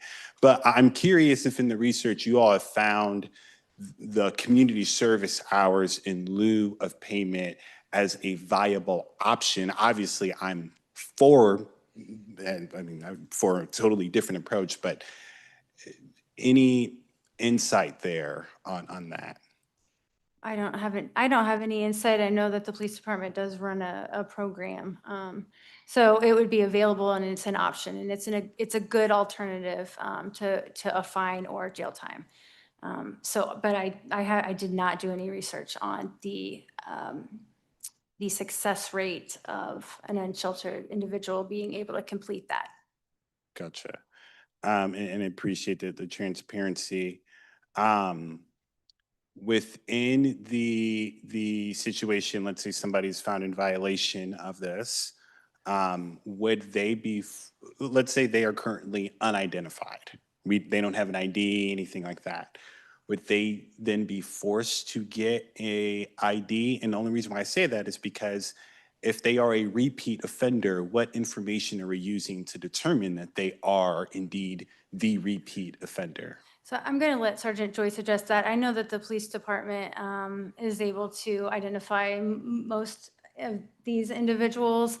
We do, again, because I'm the supervisor, our prosecutor's office, for citations that already are on, that we have for homeless individuals. Those people are identified. They do show up to court. They go through the court process. And so I'll let Angie discuss how you guys identify people.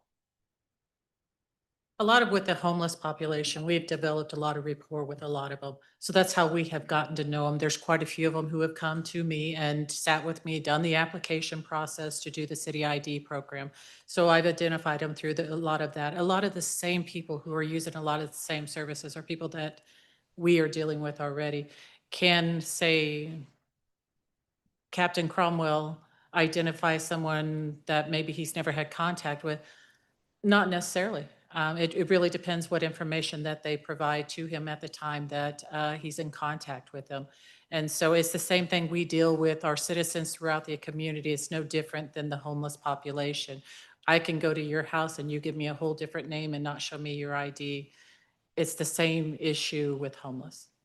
I guess, so you're saying it's kind of off of the memory or off of the rapport of the officer to identify if somebody is a repeat offender of this proposed ordinance.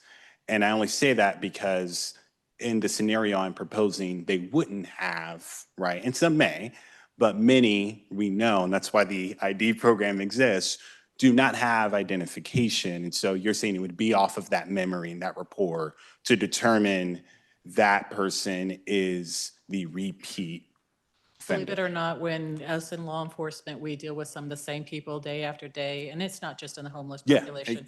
And so, yes, you get to know the people who are within your community that you deal with on a regular basis. So a lot of it is, yes, going to be off of officers' memories and contacts. Officers talk and say, hey, I was just out there on so-and-so, because there may potentially be another call on the next shift. And so there's a sharing of information that happens when they have problems at a location. So if they know they have a homeless camp and they may have a problem at this camp, or they were just there, they share that information. We share descriptions, black male, beard, suit. We share that information. A lot of people, if you treat them with dignity, when you come in contact with them, they tend to be a little more cooperative. You go up there and you could start cussing them out and telling them off. They're not telling you anything. So some of it is how you approach that person and how you treat them, which is why I value a uniformed approach, is because that kind of ensures that dignity is kind of being preserved. We're not going up there because we're frustrated, because we've been to your location so many times and just, hey, move. We're going up there with a little more dignity and saying, hey, you got to move. You have this time. So it kind of slows down that process and urgency to go straight to move, or I'm arresting you right now, to, hey, if you're not gone by 48 hours, you have to move. By that time, everybody's diffused.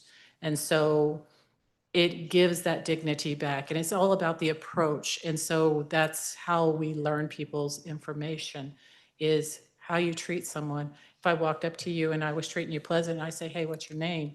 You're more likely to give it to me. Yeah, sure. I guess there have been times where you all have also misidentified individuals as well. And so I guess that's why I was trying to get at this predicament in which, if you cannot properly identify, there could be another black man in the suit here, and that may not be Commissioner Davis, right? Correct. And so I guess that's kind of my worry. If we're not able to properly identify, are we then entering into another situation where there could be possible liability, or there could be some other issues where we're not able to properly identify these folks and say, you are the repeat, right, offender, right, that is violating this particular anti-camping law? When you run people through dispatch, dispatch also has access to some of the photos, such as your former driver license. Very rarely do you come across someone who's never had a state ID.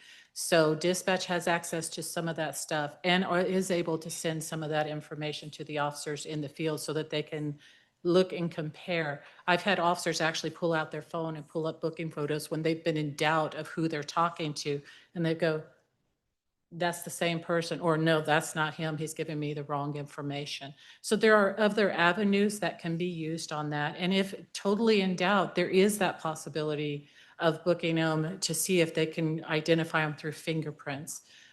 So that's not, Would fingerprinting be a part of the process here? Let's say you're found in violation the first time. At booking, not necessarily. It really depends at the totality of that situation. And most of the time, like I said, I've never had to cite anybody.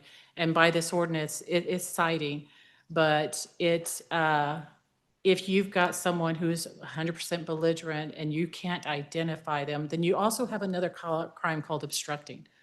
Are they giving you false information? Sure, sure. I guess I'm still trying to get at if you just violated this. Thank you. You have something, Ms. Green.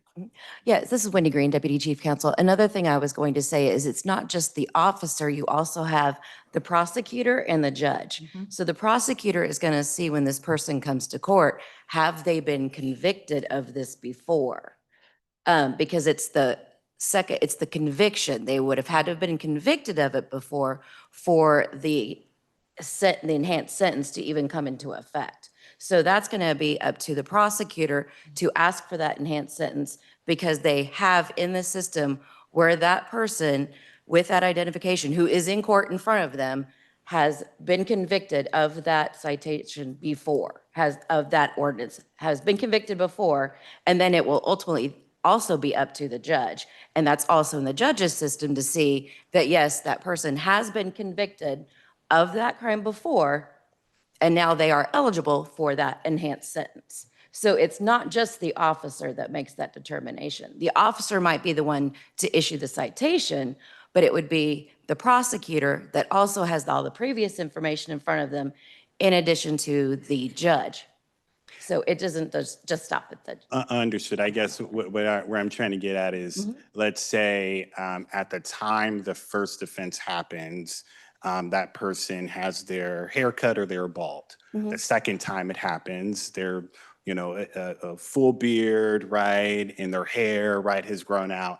And maybe they don't necessarily look the same. Without an ID, without any definitive information to verify that it is indeed that person, how are we ensuring that they do, when I use this language loosely, fit the description and therefore violated for the second time that would trigger, right, some of these other things, the fine or the jail time? So every officer wears a body camera.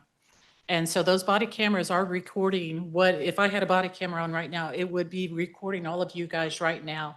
Those body cameras are kept in record and not disposed of, that footage. So things like that can be compared and looked upon at a later date. As I pointed out, booking photos, if someone's ever been booked, you can pull booking photos. I've looked at years of booking photos and you see the difference of from a bald head to longer hair. There's still some similarities there if you've dealt with that person enough and if you compare photos. So you're never going to find a perfect solution to identifying someone, but there's things to try to help eliminate that. And we try to use as many as possible as we can. And is there the possibility that we're just not sure and we just don't have enough to go with potential obstructing, we can't prove they're lying to us, that we just walk away and say, hey, you just need to move on? That happens. And that happens with every type of thing we've ever had to deal with in law enforcement. There's times you're just not sure whether that happened and you walk away as a police officer. Yes, Ms. Green. And if that, in that situation, if the person that has been cited that second time, if that is their defense, that was not me, they are absolutely welcome to ask for a trial on that. Gotcha. And thank you. I just wanted to make sure these are still individuals, these are still folks that have rights and should have the ability. I was given some hesitation of just, we're going off a report in memory, but a camera is more definitive. So thank you so much for that. I want to just point out and echo what some of my colleagues have said. I am worried about this approach because you all have not been given a robust alternative of who to refer folks to and housing options for them to access. And so this kind of whack-a-mole approach, again, has really nothing to do with legal. I mean, y'all are doing everything we've asked you to do, and we've even given you more resources. It's on us to put the investment in affordable housing it's on us when we're voting on light tech projects to not use a rhetoric to scare neighbors.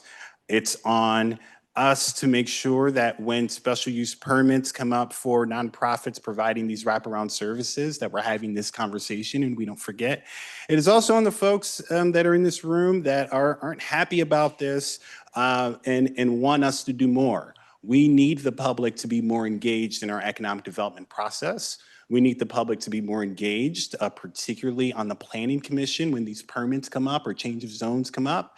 NIMBYism is alive and well. There's very little to do with the police, very little to do with KCFD, very little to do with the NRC. But if we don't see the public that is wanting a more robust, affordable housing approach, that just won't happen. And again, I think this conversation should be happening in the context of economic development and community development, not just our enforcement folks, because you all, it is not your job to create affordable housing. And so it's for that reason I will not be voting in favor of this. I would like to see us invest staff time on finding solutions where we have data that can prove that it works, as opposed to something that may not yield any results and solve some of those problems that we've laid out. Thank you. Thank you, Commissioner. Commissioner Burns. Thank you, Mayor. As all you can see from the slides that were shown to us, unfortunately, most of these camps are in the district that I represent in town. And I want to take kind of a different spin on it. I sympathize with these poor people. I really do. And I don't know what the answers are. But we asked the mayor for our public safety to get together, get input, and bring it back to us. Would it be a perfect thing? No, but it's not like we couldn't amend it later to make it better or more workable. And with that, I get a lot of complaints from taxpayers that pay their taxes, keep their property up and everything. And they go to the grocery store or they see camps everywhere. And what they ask me is, why isn't the UG doing something about it? And I said, well, we're trying. We really are. Well, it doesn't seem like it. And really, with all the taxes that they pay, they want to see some action. And I think it's important too that we can't do it all. Our public safety people can't do it all. And we have so many good churches. I think they need to step up more and be more active and help us to solve this situation. And I know when we get the food kitchen back and everything and the wraparound service and all that, it might help, but we've had it here, but you still have the problem. So with that, I will endorse this ordinance tonight to help our good friends, to give them a chance, give the police officers, fire department, something to work with so they have a little bit more teeth than they do now. And that's all I think they've been asking to do, and they do a wonderful job. And I appreciate the fact that they go around and try to help these people, you know, for employment or whatever, at least put them in the right direction. But 90% of the time, it doesn't help. That's where the root of the problem is. We got to find out why that's the situation. So I think we need to, I'm asking my fellow commissioners to vote with me tonight. This is not set in stone. It can be amended later with better procedures. I get that. But if we don't do it tonight, we're just spinning our wheels and going back, and another month we'll have, you know, another issue. I just think we need to move forward as difficult as it is. Thank you. Thank you, Commissioner. Commissioner Bynum. Thank you, Mayor. Randy Kallstrom is the CEO of Wyandotte Behavioral Health Network, which is our community named, our county named community mental health center. I think he's as much a subject matter expert as anyone else in the room. And I'm requesting, Mayor, that we give him a moment to speak on this issue. Mr. Colstrom, if you'd like to weigh in, please.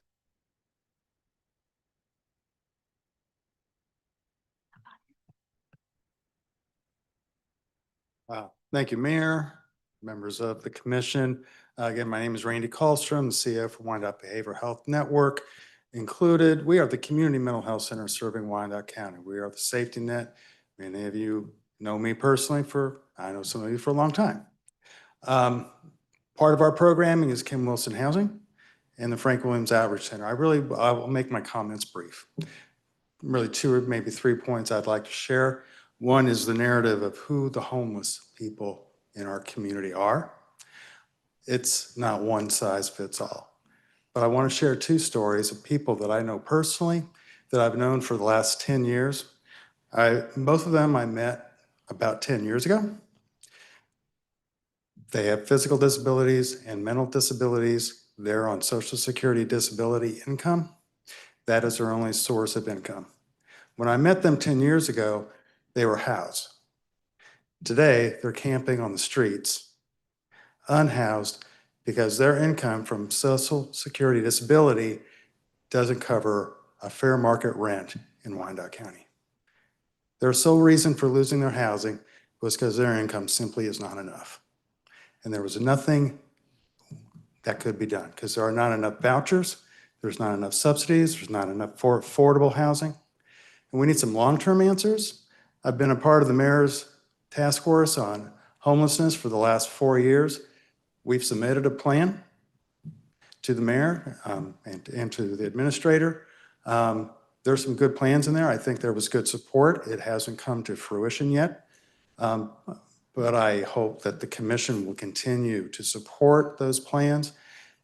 And I really hope that we can commit as a commission and as a community on a short-term answer too. I've had the opportunity to talk to some of the individuals, quite honestly, been camping at Frank Williams Outreach Center, which is a different conversation. But why are you here? And I think it's important for the commission to understand the reason people gather in camps in numbers. Number one is safety.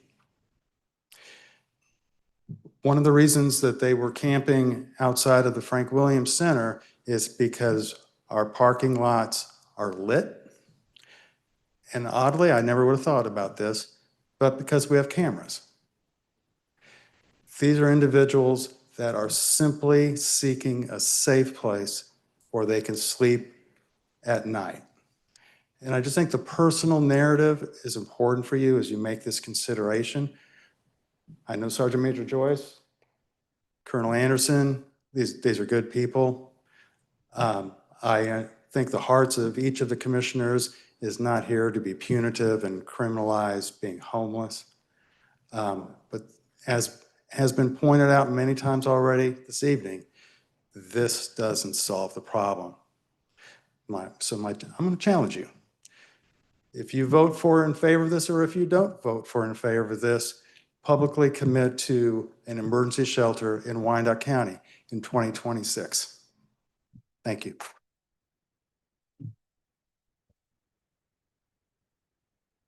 Thank you, Ms. Colstrom. Administrator.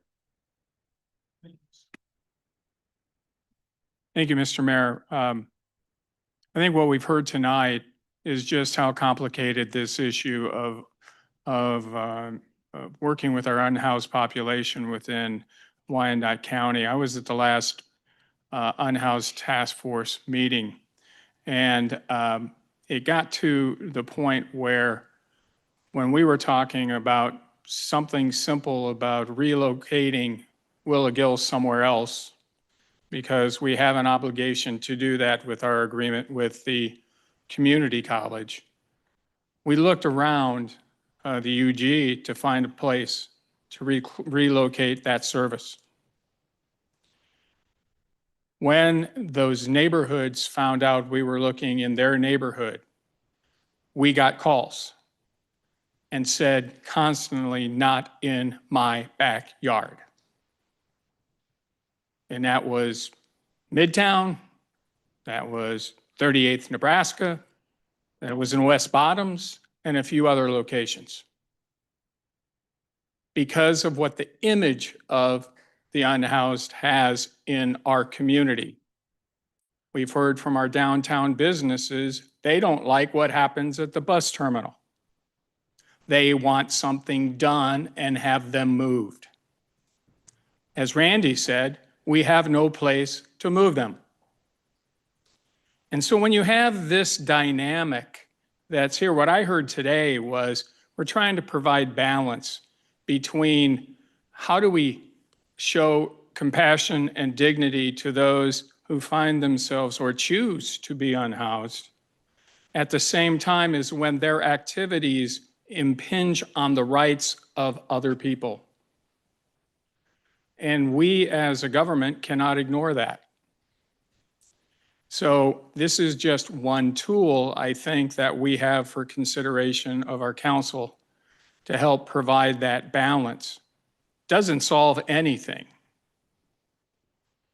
But one thing at that last meeting, as we were ending, in the discussion that we had, Mr. Lally and Commissioner Hill understood what a few of us were saying is that we really have not had a community discussion about homelessness in Wyandotte County, KCK. Everybody has their their perception of what it is, but no one's ever talked about you have people who choose to be homeless. We have those who have disabilities. We have those who just lost their job and lost their home. It's all over the board. No one knows about that. We haven't talked about it as a community. And one thing that came out of that from Mr. Lally and Commissioner Hill is next year, let's have that communication. Let's have that dialogue that will lead to an understanding of how do we provide as a community housing for those unhoused. We just went through a brutal budget process where the message was keep taxation low. That means we don't have resources. What's the important community value here? We need to have that discussion. We haven't had that. So one thing that Commissioner Hill was excited about was let us start that community dialogue and communication and conversation and education about this topic and how diverse it is and why we all, 160,000 people who call this wonderful county home, should care. But until we are enlightened about this issue, you're going to have the NIMBY argument, not in my backyard. You're going to have the caves come out. Those are citizens against virtually everything that are going to come out and say, no, I'm not going to support this. So there was a request from Randy. There was a request from Commissioner Bynum and Commissioner Davis that we start that dialogue. And if we are serious about it, I think the message to the next commission and the next mayor is we're setting up the rationale of why that needs to happen next year under their guidance. And so maybe that's a commitment that we can also ask this commission to endorse. on top of whatever decision about this ordinance they make. But if we don't have that community dialogue 2 years from now, we're going to be here again, struggling. How do we deal with this with no discussion and not leading to a direction for solution? Even when we come up with solutions like other communities had with shelters or with housing villages and all that, it doesn't solve the entire problem. But we haven't had those steps yet. So that's just my request of this commission, is that we ask the next commission that takes place, that takes the seats in December, to commit, ask them to commit to support what Commissioner Hill and Mr. Lally said is needed in this community, and that's the community conversation that hopefully will take the blinders in people's eyes and bend them out and say, yes, they are indeed part of this community. We all have a responsibility to make this happen. We just don't know what this is unless we have those conversations. Thank you, Mr. Mayor. Thank you, Administrator. Commissioner Davis. Thank you. I'll be brief. Yes, we need the community conversation. Yes, we need to engage businesses and neighborhoods. Yes, we need folks that want a better response than what we're discussing tonight, to step up and be active and not just wait until something is contrarian or something that pisses you off to show up to City Hall. We need folks to be involved in the mundane. But I'll also add, we need to hire someone at the unified government that can do this work, because playing a pinball from one department to another when you all have other responsibilities that are your actual job description, it's not working. This approach is not working. I appreciate the task force there, but that is also not necessarily working as well. We need to hire a consultant or someone that has done this work successfully in other communities to advise us here. And that can be a housing administrator or some sort of expert czar, policy person, but somebody that can come in and guide us with strategies that have been successful in other communities. This is a national problem. We need national resources, and we need to engage our national delegation about this issue as well. But I do want to make sure I highlight, we need folks to work on this 40 hours a week, because that's the job, and that is the level of investment that this will take to be effective. Thank you. Thank you, Commissioner. Commissioner Burrows. Thank you, Mayor.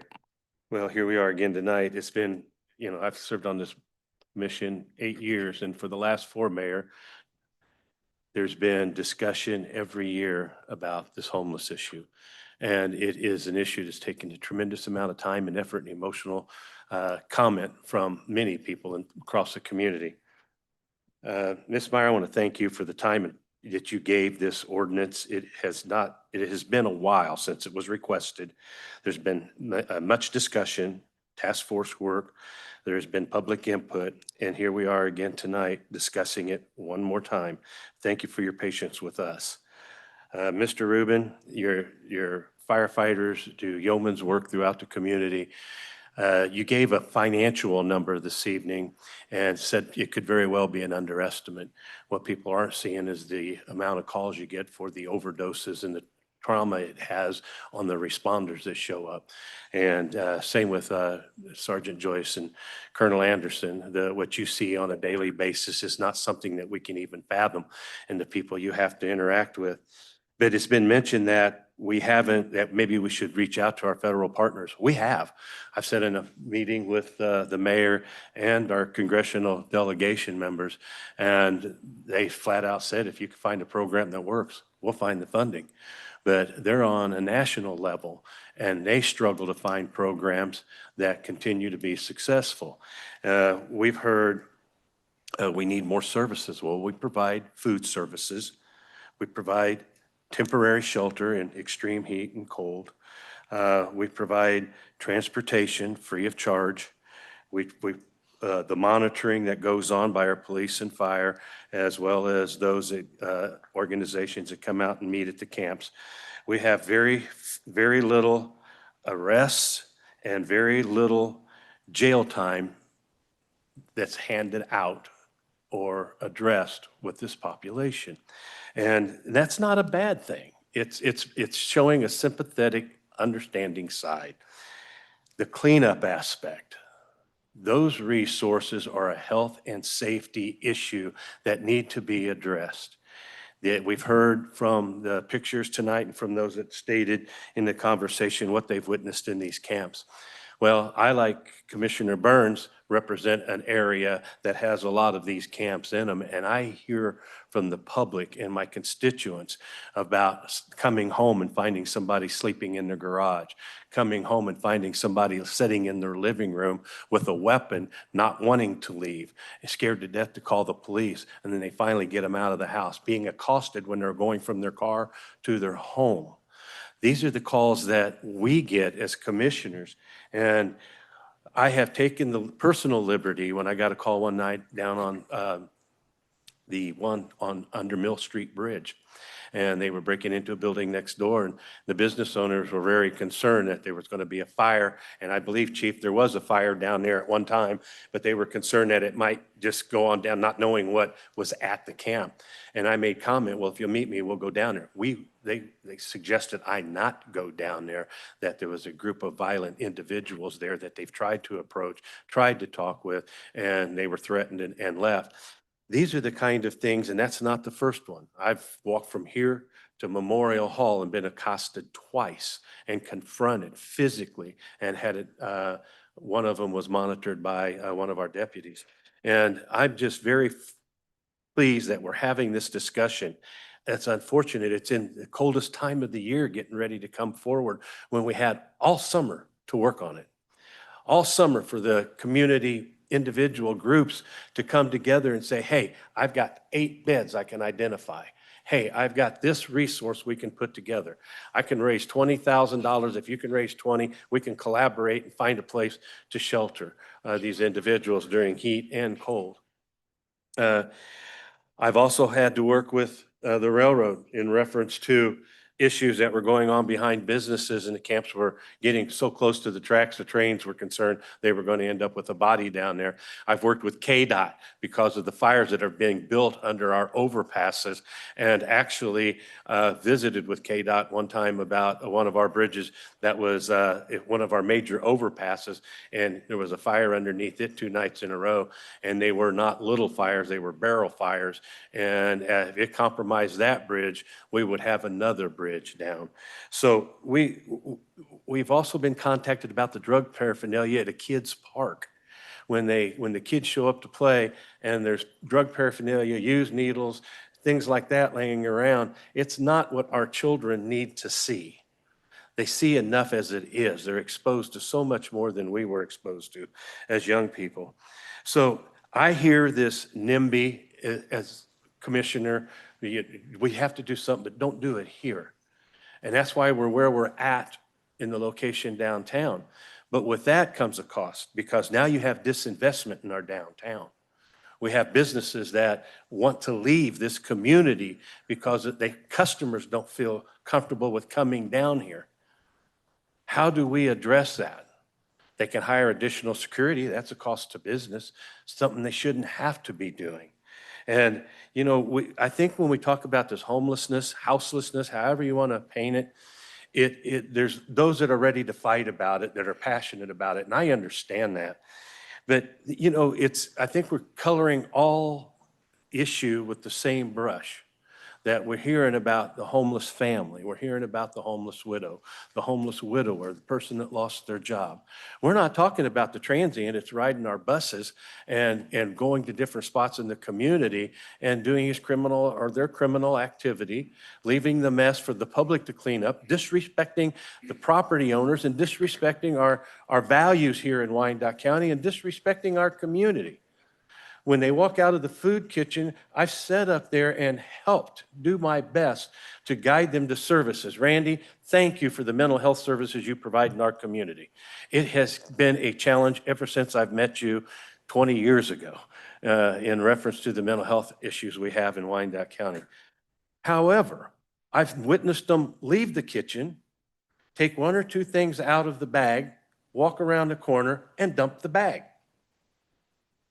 That adds to the littering issue and the disrespect to our community. And it's not just the homeless that do this. We have some of our very own homeowners that do this. But we can take action against them. We know who they are. I would just state specifically, we need to provide the tools necessary to address the public's concern, to provide every opportunity we can through interactions with law enforcement, through public works, through our fire department, through the community service organizations that provide these services, to interact with them in a manner that directs them towards services we presently have. By taking no action and doing nothing, we will be here again next year doing the same thing, and heaven forbid we have a body count associated to it, because that's on all of us. I don't want to see that. We had the HUD director in here. We've got vouchers at HUD that can't be given out because landlords don't want to rent to individuals because they tear the place up. And they come in, they do their temporary time there, and the HUD offers them $500 to remedy the home if the person leaves. We've built a number of low-income tax credit housing units in our community, and we still hear that we need more affordable housing. I don't disagree, but we can't use the number of 155 to justify 800 units of low-income tax credit housing and still have 155 people that are homeless. The math doesn't math. So I would just state collectively, we need to provide the tools. We've identified the amount of resources that are spent, and they're spent in a reactive measure, not a proactive measure. And when I sit here and add up these monies and over $1 million, that would build a nice shelter, temporary shelter in our community. But we can't do that if we're answering calls, if we're chasing people down because of the drug overdoses, or we're chasing them off of private property instead of getting them in and servicing them. So I will be supporting this ordinance because time has come to do something. And I just want to thank all of you that it played an important part in crafting this ordinance. And Mayor, thank you for the opportunity to speak to this. Thank you, Commissioner. Commissioner Townsend. Thank you, Mayor. Can you hear me? Yes, we can hear you good. Oh, okay, thank you. I'll be brief because several of my colleagues have already made valiant points on this issue. I will be supporting it tonight.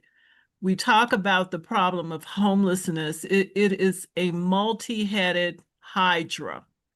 And I think the resolution of what we're calling homelessness, which encompasses so many faces, so many reasons for that situation, is going to need a multi-hydrid approach.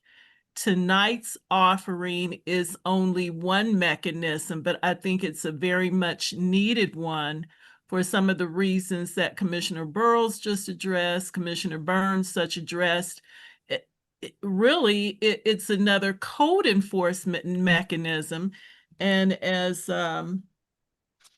Sergeant Joyce mentioned, I think this will ensure some uniformity of approach, some dignity. As I read it, I would say that the language is softer, more tolerant. It is not targeted to criminalize homelessness, but we as commissioners are charged with health and safety and dealing with those aspects of our public and private spaces.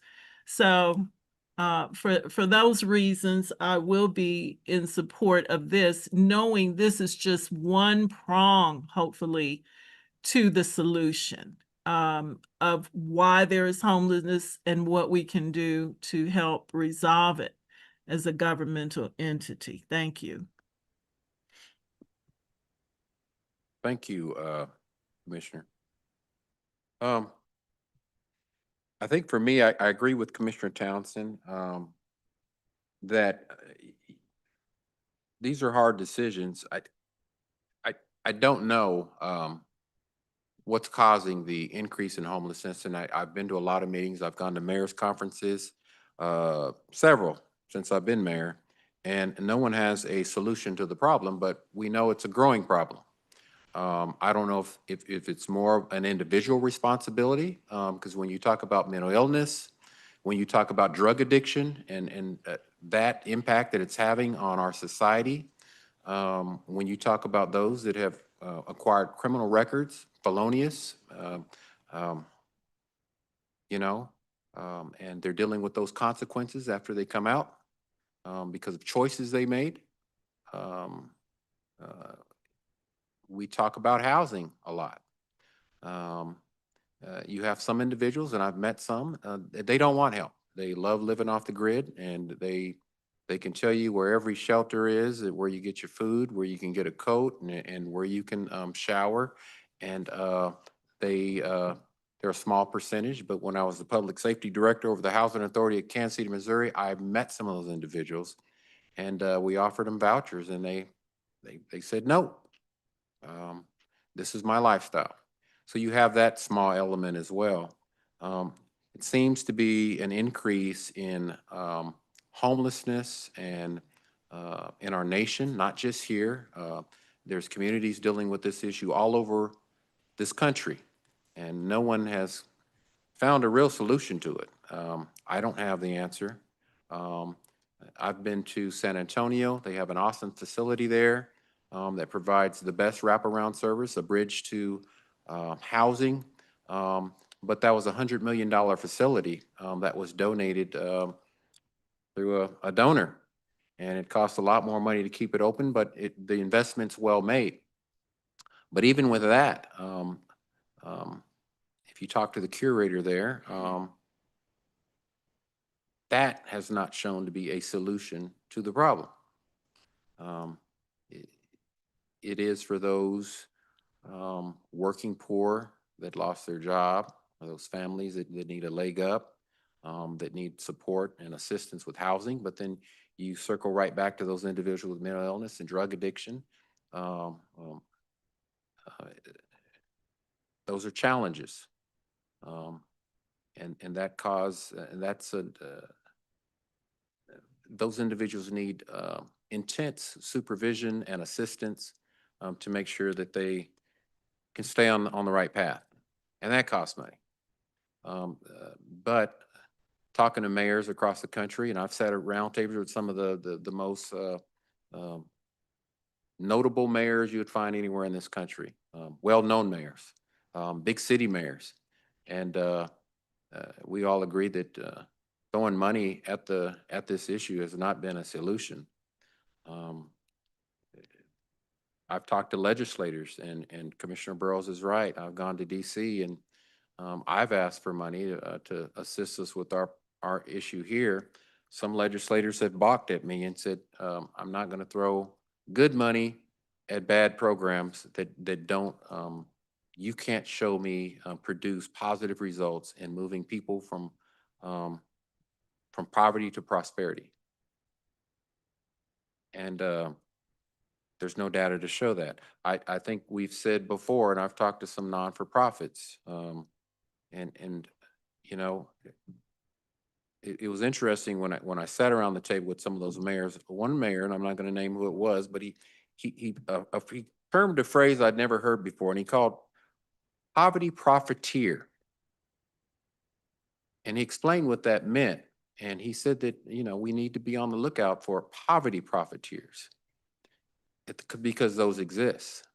And those are organizations that provide services, but they have no intent on making people's lives better. They want those individuals to keep coming back so they can get their grant money.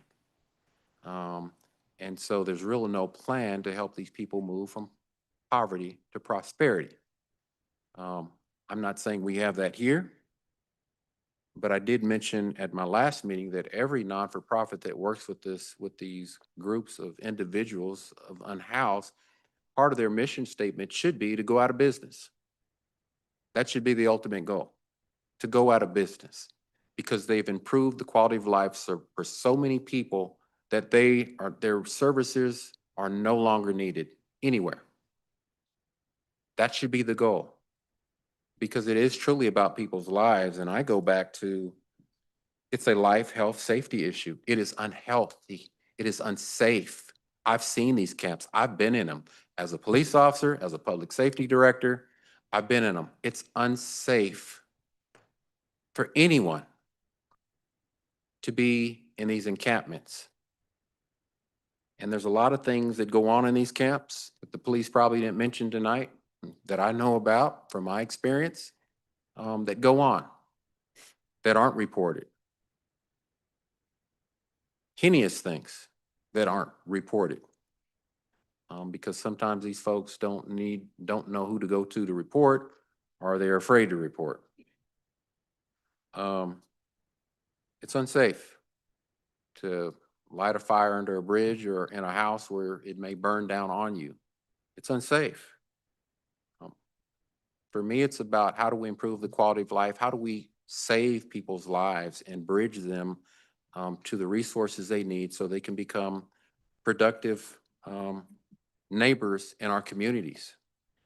And that goes back to what Commissioner Townsend kind of indicated, a multifaceted approach. This is just one point to get us there. When I became mayor, I made it a point to bring all the social service groups together to start having this conversation in a task force, something that's never happened before, to my knowledge, to get these organizations talking so they could coalesce their resources and start working as one unified body and start talking and coming up with real solutions to these problems that we know they impact the lives of real people every single day. And I think that was a powerful dynamic to have these non-for-profits and social service groups, because they do care. I know here in Wyandotte County, they care. I've worked with them over the years. Mr. Colstrom's one of them. He was at the table from day one. Along with a lot of our task force has brought back great recommendations, but some of those recommendations come with a dollar sign attached to them.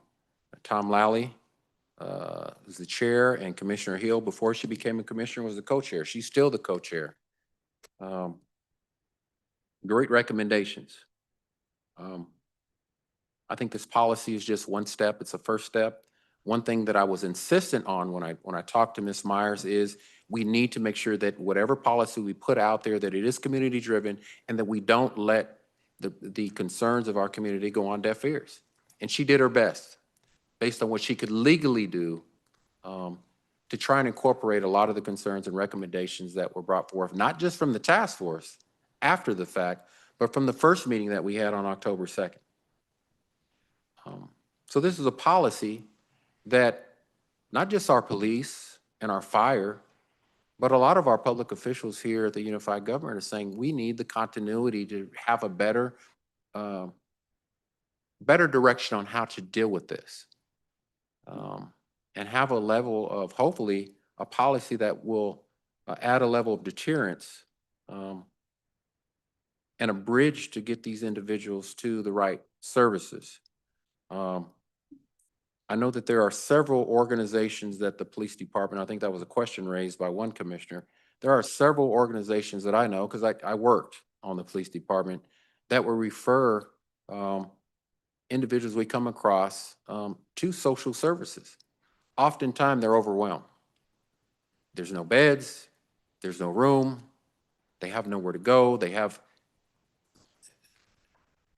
that's not a police problem, because the police are just simply, in all our public officials, we're asking them to deal with symptoms.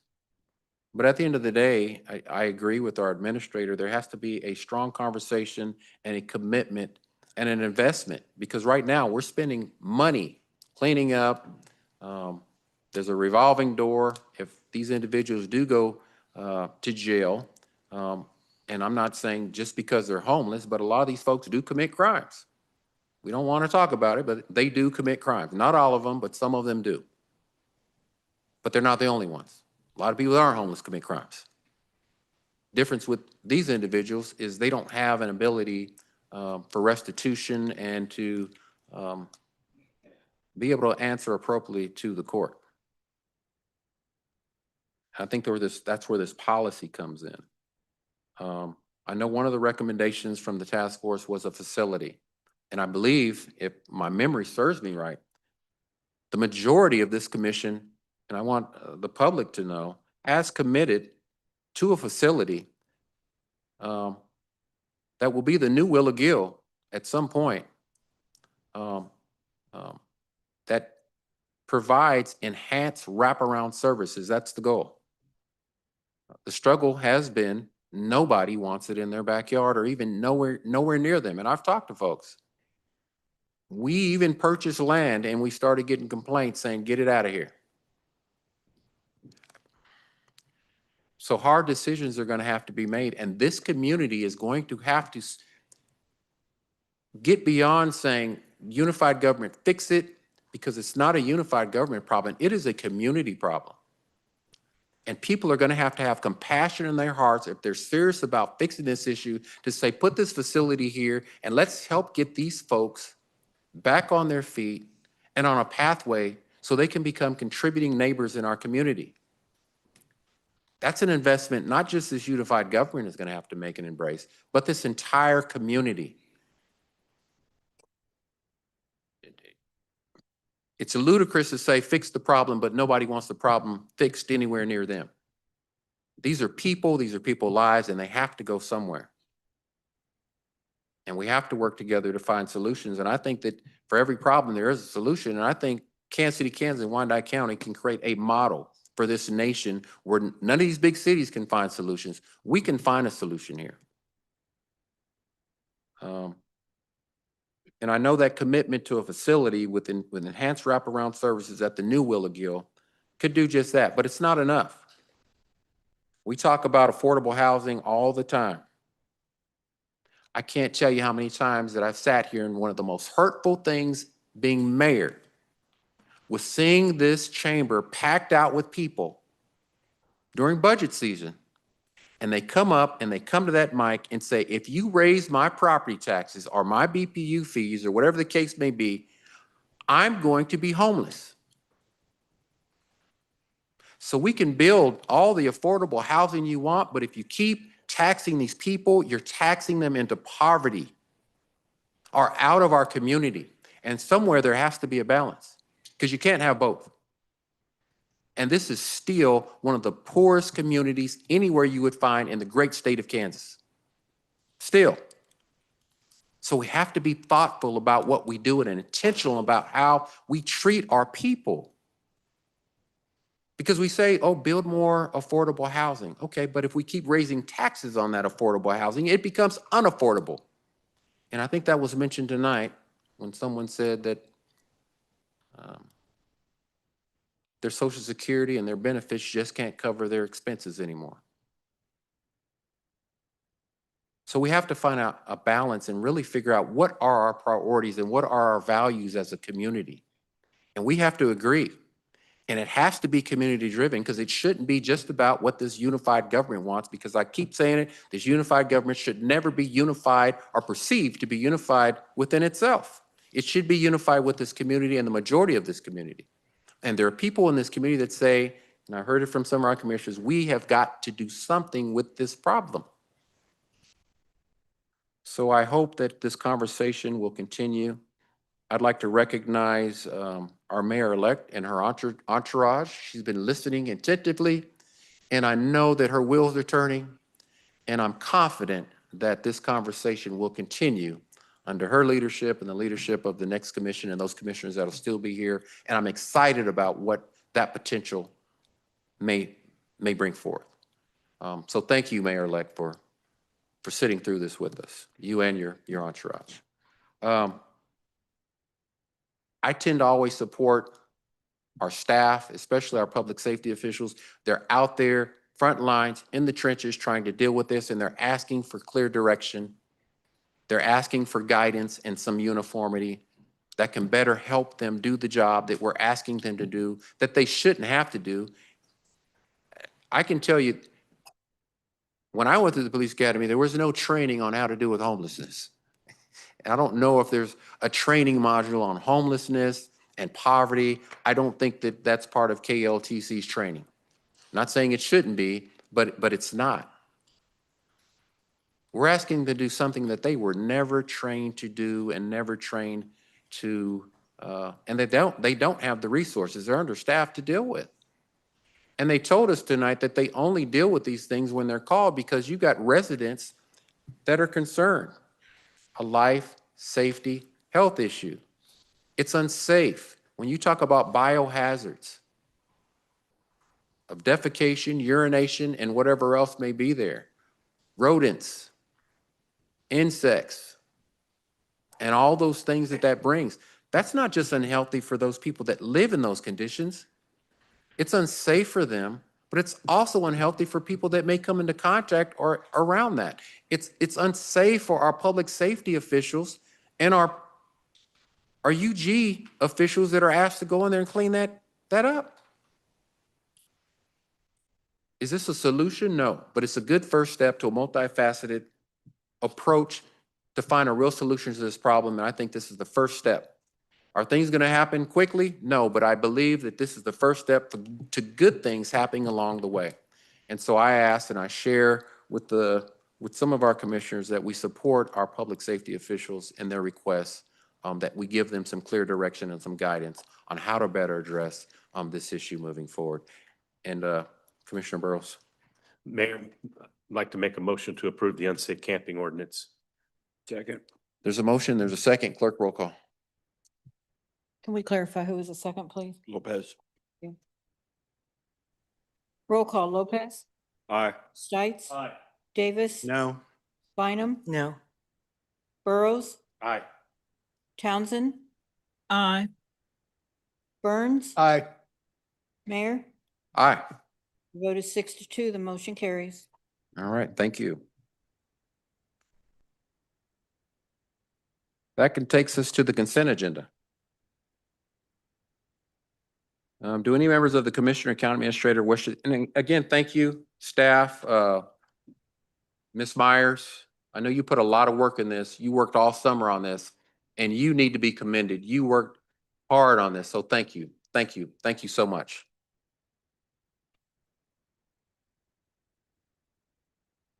Do any members of the Commissioner or County Administrator wish to set aside any item on the regular consent agenda? Davis moves to approve. Bynum, second. All right, there's a motion second. I will accept. Clerk, roll call. Roll call, Lopez, Aye. Stites, Davis, Aye. Bynum, Aye. Burrows, Townsend, Aye. Burns. Aye. The vote is 7-0. Motion carries. All right, that takes us to the administrator's agenda. The first item is a presentation regarding improvements on K5 Highway in Wyandotte County. I'll turn it over to our county administrator, Mr. David Johnston. Yes, thank you, Mayor. We've been asked by KDOT's consultant that's working on the K5 modernization project from 435 to K7. So we're talking about the northwest portion of Wyandotte County going into Leavenworth County. And they asked us to give 5-10 minutes for them to give an update what they're doing. Simple as that. So if the podium is yours, introduce yourselves and start your presentation. Yes, thank you for the time. Good evening. My name's Jacob Dieter. I'm with the Ike PMC. The PMC is a program manager consultant on behalf of KDOT. And with me tonight is also Jeff McCarrow and a couple of KDOT representatives as well. So you gave a good introduction already. We are here to talk about the K5 modernization project that's in Wyandotte and Leavenworth counties. It's a project that came about through the local consult process with KDOT a couple of years ago. So it's currently in what KDOT calls the development pipeline. That means funding has been identified for the preliminary engineering work that Kimley Horn is doing to investigate the the corridor. And that's where we are today. I want to give an update on that. So I'll turn it over to Jeff. Good evening, Honorable Mayor, members of the Commission, Jeff McCarroll with Kimberly Horn. Thank you for having me here tonight. I will warn you, I once had a mayor tell me I was her cure for insomnia. So I'll try to keep this quick as we go through this process, but please feel free to ask any questions throughout. I want to talk quickly about traffic operations, what's existing on K5 today, how it operates, what's the conditions of the roadway, and what do we see really as maybe what we've heard and what we've seen, what's the purpose and need for this project that you might have. And we'll close it out with some of the next steps. This isn't your only opportunity by any means to weigh in on this project. We'll talk about traffic operations. We talk about, as many of you heard from traffic engineers in the past, about levels of service of roadways. The volumes on K5 are actually relatively low, so they're operating fairly well at what we call a level service A or B today, and that continues into the future if nothing else happens. So if you've heard about the term level service, that's a grade from A to F, A being good, F being bad. On a quarter like this, we like to shoot for something around a level service C or better. And we have that out there today. And we have that actually, if you look out into the future, if nothing else happens on this corridor, we'll continue to have that. Traffic will increase some over time, but only by about 15% over the next 25 years. So it would continue to operate even into 2050 at level service A and B. The issues of this corridor really come more to some of the constraints we have to work with and the physical nature of the roadway. This is a corridor that goes by a federal cemetery, state prisons. We have floodplains. We've got a railroad track. We go through two counties. So there's a lot that just naturally constrains this corridor. It'll make any project difficult as we move forward. It also is a roadway that just evolved over time and was never really designed. It has what we call super elevation or the banking of the curves that are pretty extreme. In some locations, they're actually banked to push you away from the roadway. We've got shoulders right up, or no shoulders on most of the roadway, drainage ditches against those. And a lot of the curves, both vertically and horizontally, really aren't safe to go for more than 15 to 25 miles an hour, despite a posted speed limit of 45 to 50 miles an hour. What that means, to no surprise, is that we've got a lot of crashes that have occurred along this corridor in several locations, and there's some hot spots in here in particular. The corridor, when you look at it as a whole, is anywhere from about 3 to 10 times higher crash rates on fatalities or injuries than you would expect of other corridors like this in Kansas. Similarly, just for crashes of all type, we're about 3 to 4 times higher than what you would anticipate for other corridors.